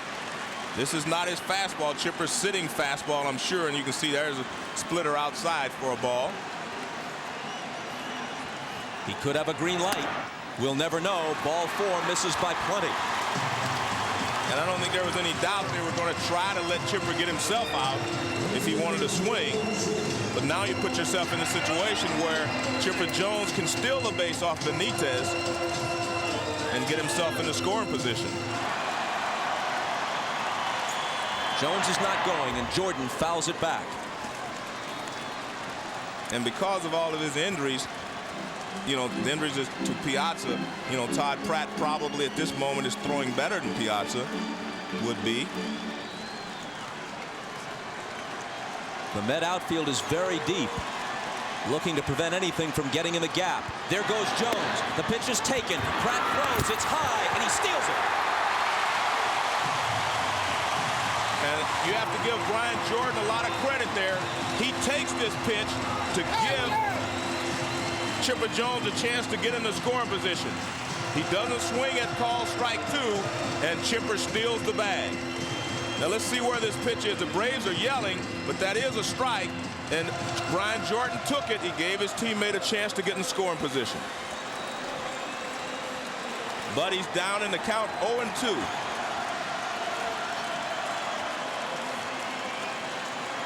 Looking for the hit that could win the series. That's ball 1. It was the Braves' intention to be aggressive from the get-go tonight. And that swipe of second by Chipper Jones was their 6th steal in 6 attempts in Game 6. Even though there are 2 strikes on Jordan, I don't think they're going to really come after him. They're going to try to get him to chase something out of the strike zone. Well, he gave him a fastball, and Jones was a little late on it. Pratt didn't like the location of that pitch. Watch where Pratt is set up. Off the plate outside, the ball moves back over the plate. A mistake there by Benitez, but he throws so hard he can make some mistakes and get away with them. The 1-2 pitch to Brian Jordan. Taken low. And that's what they want to do. Try to start that splitter in the strike zone and let it move out and hope that Jordan chases it. Because they still realize that they have Andrew Jones on deck. And Andrew Jones has not been swinging the bat well. But with 2 strikes, you're still going to try to get Jordan out here if you can.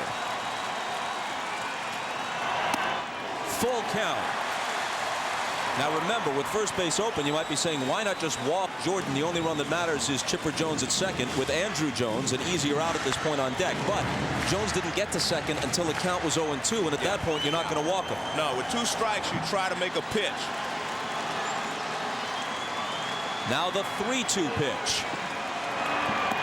He went around, and we're going to extra innings. Good pitching there by Benitez. Armando struck out 2 in the inning. On to the 10th. Well, extra innings. We haven't done this in a while. The 3-2 pitch is taken for ball 4. Another sacrifice spot for Ordonez, who laid one down perfectly in the 8th. Squaring again. This one is lined to Hunter. And this time, Ordonez cannot get the bunt down. Well, Valentine has Mora in the 9th spot. After his pinch hit in the 8th, he stayed in. He's playing right field, so he's the hitter now. And Todd Pratt, the catcher, is on deck. Down and in and stopped by Myers. After the double switch, Pratt is in the first spot. They got him picked off. Hunter pegs it, and it hits Agbayani in the back. And he's safe at second. That's a much more difficult play than people realize. He picks him off, but by the time Brian Hunter gets the ball, Agbayani is close to second base. So he takes off. Now look, he steps in so that he has a better angle, but look how close he is to second base. It's almost impossible not to hit him unless you throw the ball over his head. Now watch when he gets the ball. See that angle? Not enough angle. He hits him. Wise did a good job of getting on the inside to give him the target, but Hunter wasn't able to get the ball to him on the inside of the bag. That should be a stolen base.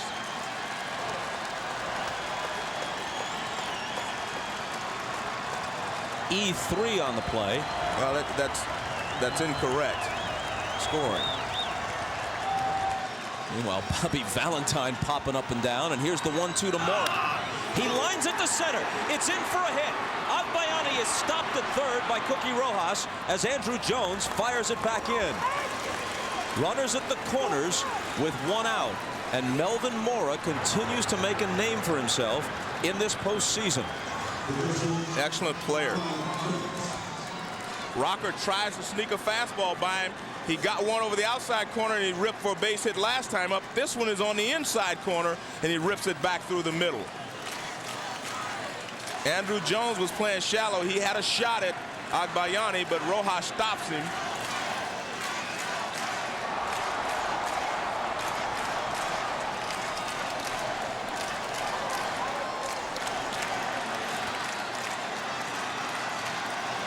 You could make a movie just based on Valentine's reactions during an important game.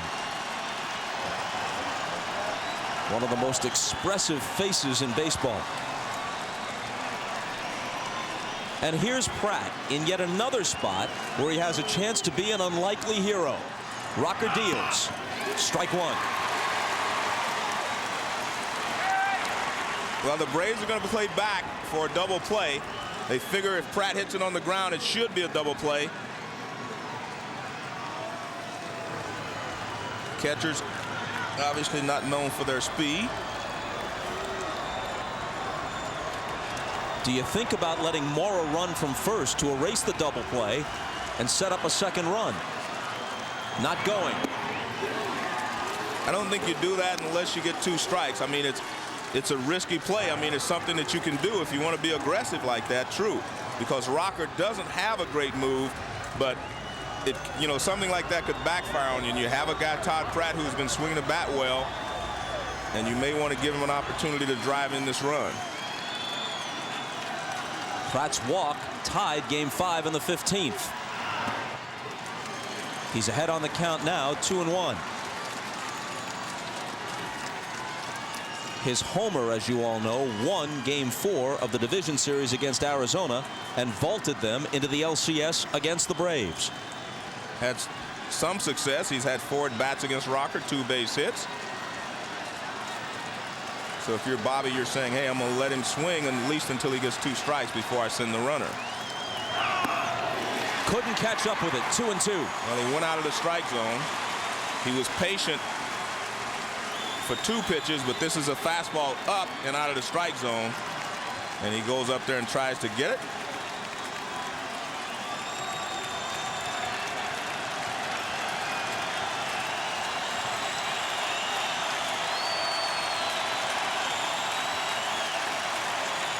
Two on, 1 out. And the 2-2 pitch. Full count to Todd Pratt. Now what do you do with the runner at first? Well, I think you send him now.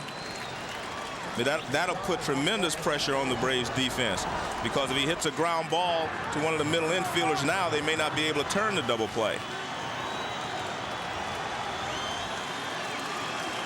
So they move in a little closer, which is wise.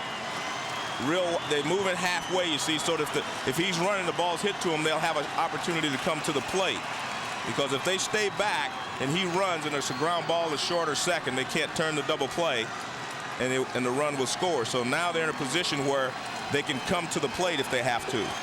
It's exactly midnight, and the 3-2 pitch with the runner going is hit in the air to medium center. Jones with a good arm is charging.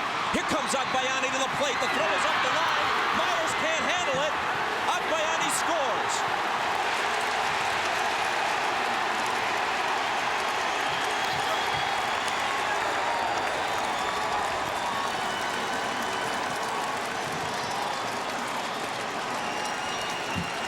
Well, Todd Pratt gets enough of this and hits it into center field, and it puts pressure on the defense, because an accurate throw would probably get Agbayani, but you have to get rid of it quickly, and you'll see that the ball beats him, but it's up the line.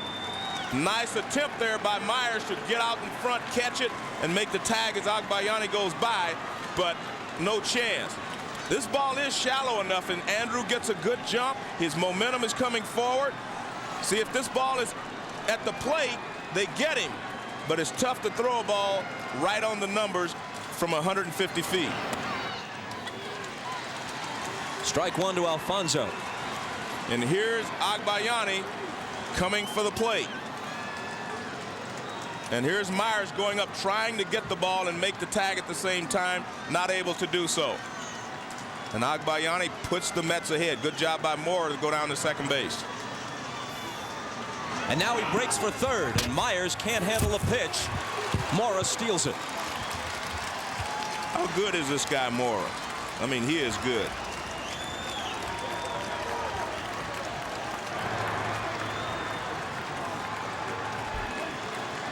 Well, you see, Rocker only checked him once, and Mora took off actually before Rocker started his motion to the plate.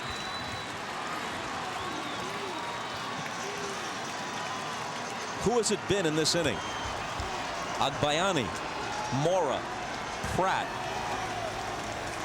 As unlikely as this whole run in September and October has been for the Mets, some of the names contributing have been just as unlikely. Alfonso goes around and the Mets go down. But now they are 3 outs away from pushing this series to Game 7. We'll be right back after these messages from your local station.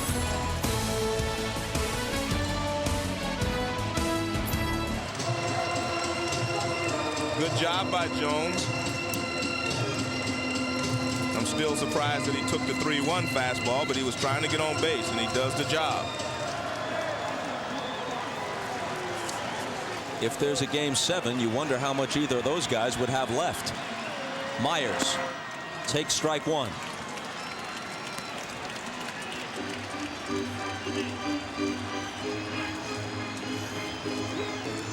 Everyone thought Myers was going to be bunting, but he wasn't. And here's the situation. I think Andrew Jones could steal second base off Benitez. He doesn't hold runners that well. Gives a little slide step there to rush it up to the plate. Andrew Jones stole 24 in 36 attempts for the year.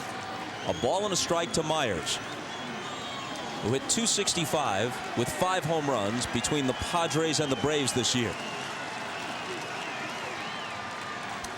They picked him up at midseason to back up Eddie Perez following the injury to Javi Lopez. Myers has seen the postseason before with the Blue Jays in the early 90s and with the Padres last year when they went to the World Series. 2-1.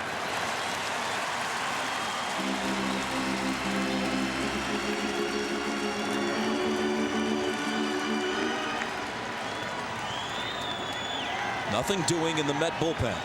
It's up to Benitez to close it. Ryan Klesko is on deck. He'd bat for Hunter.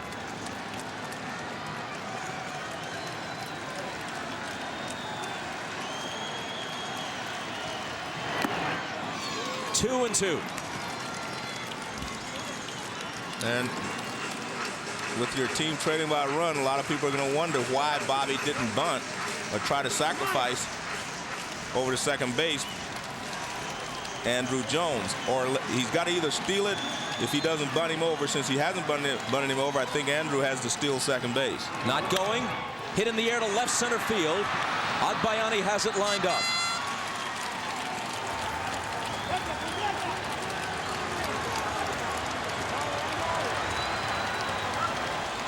Bobby Cox calls on Ryan Klesko, who could end this game and this series with one swing.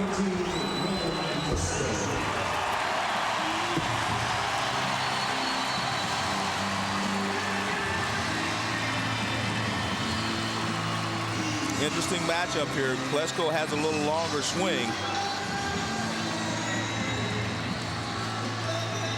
And you usually have to have a little shorter, quicker swing to handle the real good fastballs. He took Rick Reed deep at Shea Stadium in Game 4, but Reed doesn't throw anywhere near as hard as Benitez. But Armando was touched for 4 home runs this year. So he does have one at bat against Benitez. Ball 1.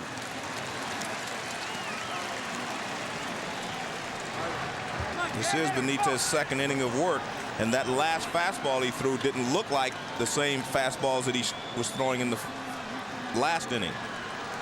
Valentine has used him for 2 innings several times this year, never for more than that. 2-0 to Klesko.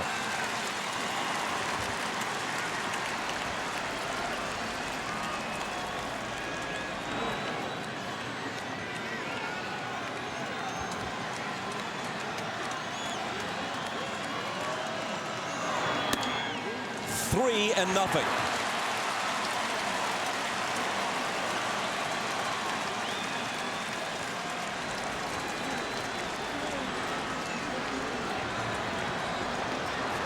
Ozzie Guillen is on deck. Jones dives back. Only Benitez knows how he feels, but his fastball doesn't seem to have the same hop on it again that he had the first inning he started here.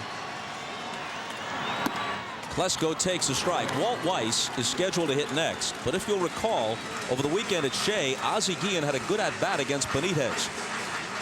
Nearly homered and it hooked foul. Then he flied out to deep right. And Bobby was throwing 98. His highest this inning has been like 93. So there is a difference in his fastball here than we saw last inning. That last fastball, 93 miles an hour. This is a 3-1 pitch. Walked him. The tying run to second. The winning run to first in the bottom of the 10th. Guillen steps in. 241 for the year. The only man Cox hasn't used, only non-pitcher, George Fabregas, moves on deck. Strike 1. 97 mile an hour fastball there.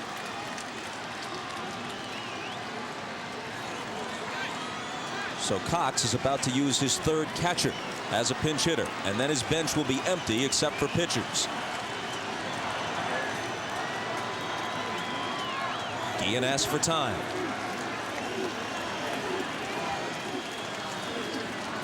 There's Chipper Jones. He can't bear to look at this point, or he's deep in thought.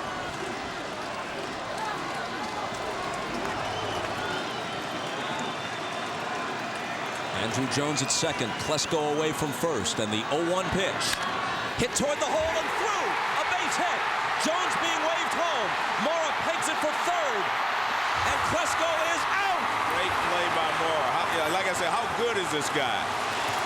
Darn good. But the game is tied. This is he threw a guy out at the plate earlier in this series, and he comes up and fires one across the diamond, a perfect strike. Ozzie again, good low fastball hitter. He reaches out and brings it back. No end to the heroes in this game. And Mora comes up, and watch this. I mean, he just fires a strike all the way to Robin Ventura. Just a perfect strike. He tags Ryan Klesko as he goes by. And he keeps the winning run from advancing to third base with less than 2 outs.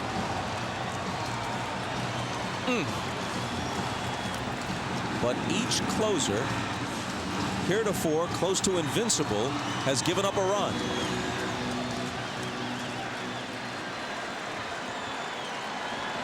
Fabregas takes a strike. Mets scored what could have been the winning run on the top of the 10th. Off rocker. Benitez couldn't hold it in the bottom half. And you can't fault Klesko, in my opinion, for trying to get to third base there with less than 2 outs. He just took a great throw from Mora to get him. A ball and a strike. Kenny Rogers throwing again. But I think if you're the third base coach for the Braves now, you're going to look and find out where Mora is before you send the guys.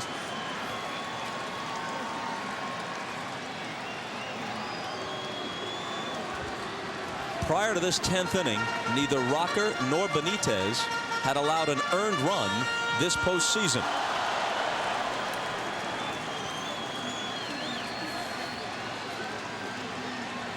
Russ Springer will work the 11th if there is an 11th. Fabregas pokes it to left. Agbayani takes it. And we take a deep breath as we move to the 11th. Tied at 9, we go to the 11th. Russ Springer comes out of the bullpen. Now, beyond Springer, unless they want to use Maddox, they're not going to use Glavine, who'd have to start Game 7. They'd have to go back to Kevin McGlinchey, who couldn't hold the lead in the 15th on Sunday at Shea.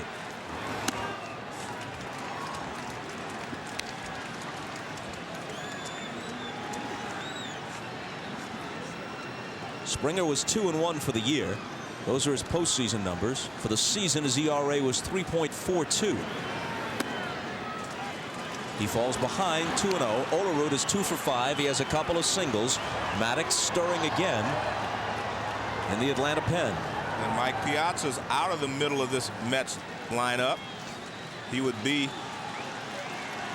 the next hitter, and Ozzie again in at shortstop. Ryan Klesko is the first baseman for the Braves.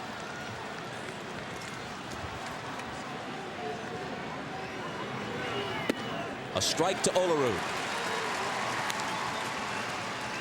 Sean Dunston, the only non-pitcher who hasn't been used in this game, is on deck to hit for Benitez, who after the double switch occupies the 4th spot in the order. Fly ball to center. Andrew Jones takes it.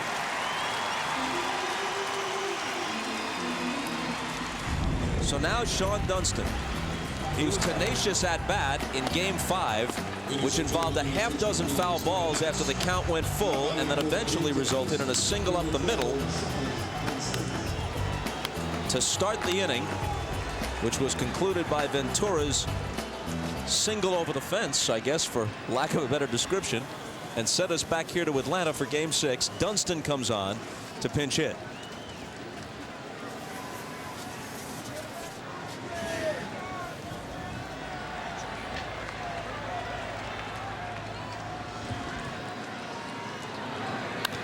Swings on the first pitch and pops it up. In foul ground, Klesko. So in contrast to his lengthy at-bat in Game 5, Dunston is done after 1 pitch in Game 6. Well, he went up there, I think, in this situation, tie ball game. He's trying to get a pitch that he can hit, maybe get an extra base hit, driving in the gap. Whereas on Sunday, he was trying to become the tying run. There's a little difference in your approach when you're just trying to become the tying run and when you're trying to become the winning run.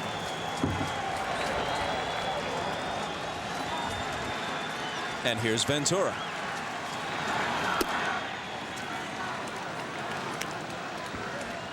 He's 1 for 5. He had a 6th inning double. He also flied to the fence in deep right in the 7th.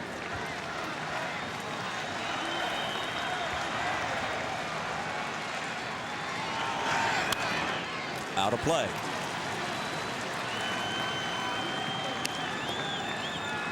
In the bottom of the 11th, Gerald Williams, Brett Boone, Chipper Jones for Atlanta.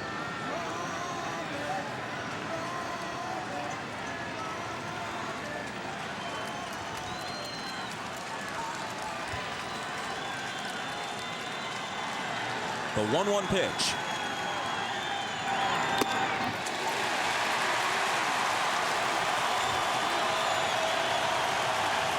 And the Braves fans get excited here.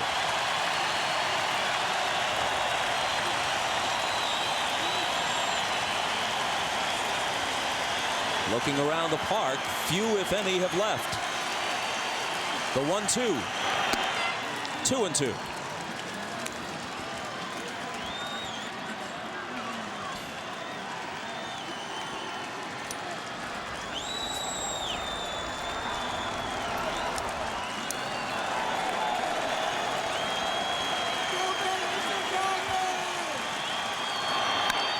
Hit hard down the right field line, in the corner, foul.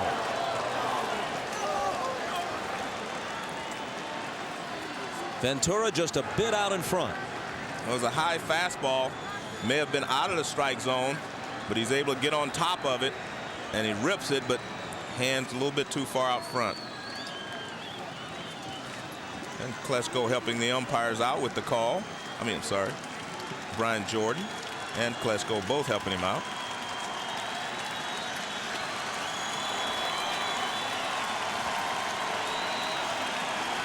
With Darrell Hamilton on deck, another 2-2 pitch. Brett Boone to his left from the outfield grass. Throws Ventura out to the bottom of the 11th. After Sunday, a reasonable person might well have asked, what can you do for an encore? Well, how about this? The first 5 games were all low scoring. 4-2 Atlanta, 4-3 Braves, 1-0 Braves. 3-2 New York, 4-3, could have been 7-3, but really it's a 1-run game because it goes down to the last swing in the 15th inning. But tonight, a lot of crooked numbers on the scoreboard. 9-9 as we go to the bottom of the 11th. And Valentine calls on Kenny Rogers to get him to the 12th. Rogers pitched 2 scoreless innings Sunday in Game 5. He was the loser here in Game 2. Gerald Williams leads off. Strike 1. Gerald has showed a lot of patience in all of his at-bats tonight. More of a leadoff type hitter tonight than the guy that's normally aggressive. Curveball, swing and a miss. What a contrast for these Atlanta hitters. The right-handed heat of Benitez, even if it was slightly reduced heat because of fatigue, and the lefty flutter balls of Kenny Rogers. Here's his 0-2 pitch. Another breaking ball hit hard down the left field line. In there, maybe for extra bases. Gerald Williams thinking about a double, and he'll make it without a play. The run that could send them to the World Series is at second with nobody out.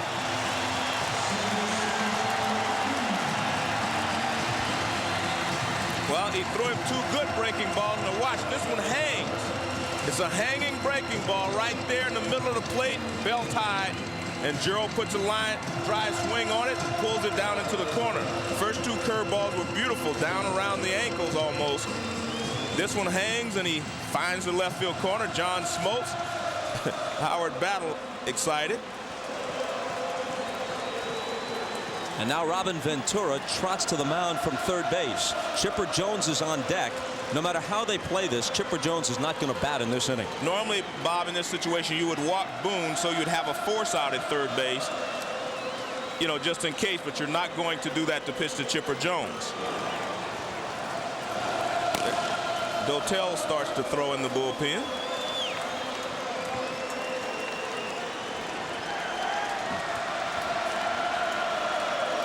Boone hitless on the night with 3 strikeouts. He squares. He bunts. It's fielded by Olerud. No play but to tag Boone. Good job there by Boone. He gets the job done. That pitch looked like it was bearing in on him. A tough pitch to bunt, but he got it down.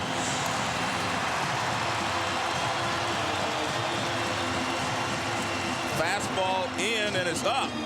Whenever a guy's trying to bunch you, that's what you want to do. Throw the ball up in the strike zone so that maybe he'll pop it up. Boone does a great job of keeping the barrel above the ball.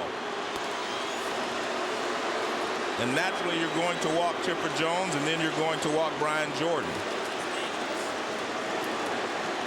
And hope that whoever pitches to Andrew Jones can throw a strike.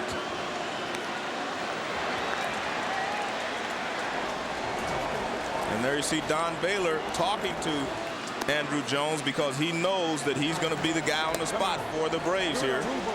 And the question you have to ask now, if you're Bobby Valentine, do you want Kenny Rogers with his off-speed stuff throwing to Andrew Jones, or am I going to bring Dotel in, who is basically a fastball pitcher? You have to decide the matchup you want here. I've got to guess he'd want Dotel, righty against righty, and a better chance for the strikeout.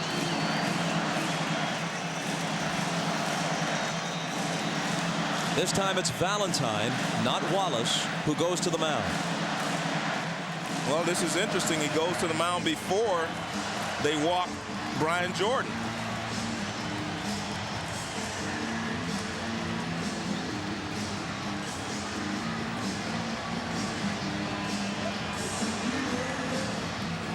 Well, he's got the entire infield around him. I don't think you can pitch to Brian Jordan and play back for a double play. It would have to be a ball hit near the bag in order for you to turn it, because Jordan very fast down the line. But there is something going on here other than just your normal situation here where I say, okay, I'll walk this guy in 4. And take a look. He's sitting. The catcher is sitting down.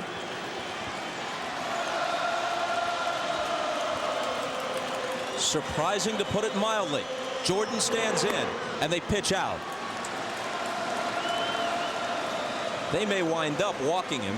Yeah, but they can't be thinking that Bobby Cox is going to squeeze with Brian Jordan at the plate. It looks like another pitch out. It is. This may turn out to be an intentional walk of a different sort. Gerald Williams with the game and series winning run at 3rd. And now it appears they'll just finish it off. It's up to Andrew Jones. Here we go. Bases loaded, 1 out. A ball. So he wants to try to get Andrew out with a breaking ball because he knows he's such a good fastball hitter, but you still have to throw a strike with it. Kenny Rogers is 1 mistake away from adding another terrible chapter to his already horrid postseason history. Infield looks for the double play. Not that it's that easy, because Jones runs well even coming out of the right side of the box. Rogers steps off. A lot of pressure on the defense. And the reason Pratt's going out there, he wanted Rogers to come inside with a fastball, and Rogers didn't want to throw the fastball. That was the sign he gave him, and Rogers shook him off, and he gave it again, he shook him off. So he goes out and talks to him. But if you're Kenny Rogers, I think you have to throw the pitch that you want to throw in this situation, the pitch that you believe in. The outfield in shallow as they have to be. 2 balls, no strikes. Well, you've passed that point now. You just have to throw a strike and hope for the best. Now the infield halfway in the middle.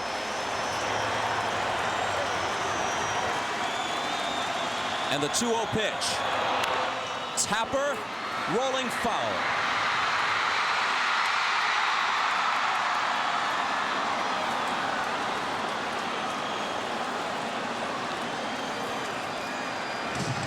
Well, Andrew gets on top of this when he had a swinging bunt earlier in this game. If this ball stays fair, ball game over, because you see Gerald Williams coming for the plate. He's going to be able to beat any play that could be made on the ball. I'm a little surprised that the Mets are playing as far with Ordonez as they are. I think you have to come to the plate. I don't think you can make a double play here with Andrew Jones in this situation, unless it's a one-hopper near the bag, and if it's hit near the bag, it's going to be a base hit anyway.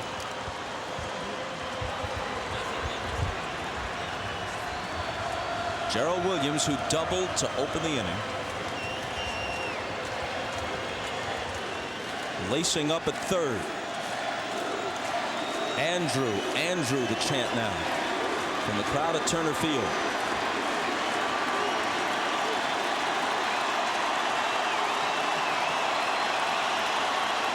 Rogers ready, Jones ready.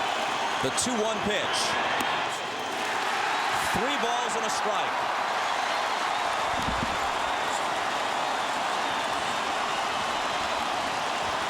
It's been a 173-game wild ride for Valentine and the Mets. And Bobby, you'd hate for it to end on a walk. Could be the last pitch of their season. Called strike, full count. This game has been such a good ball game. You want it to end with another hero and not a goat.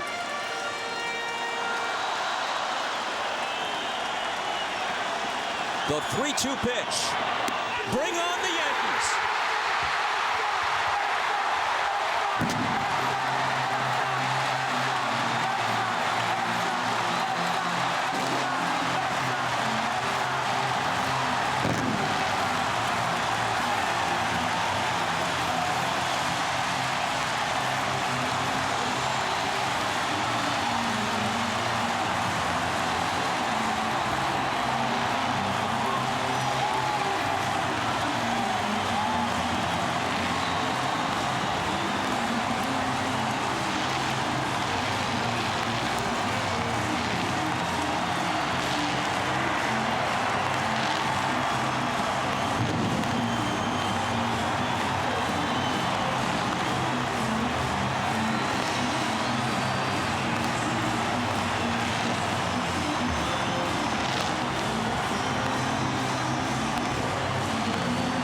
It's close. Andrew Jones would have swung at it, but this is not close.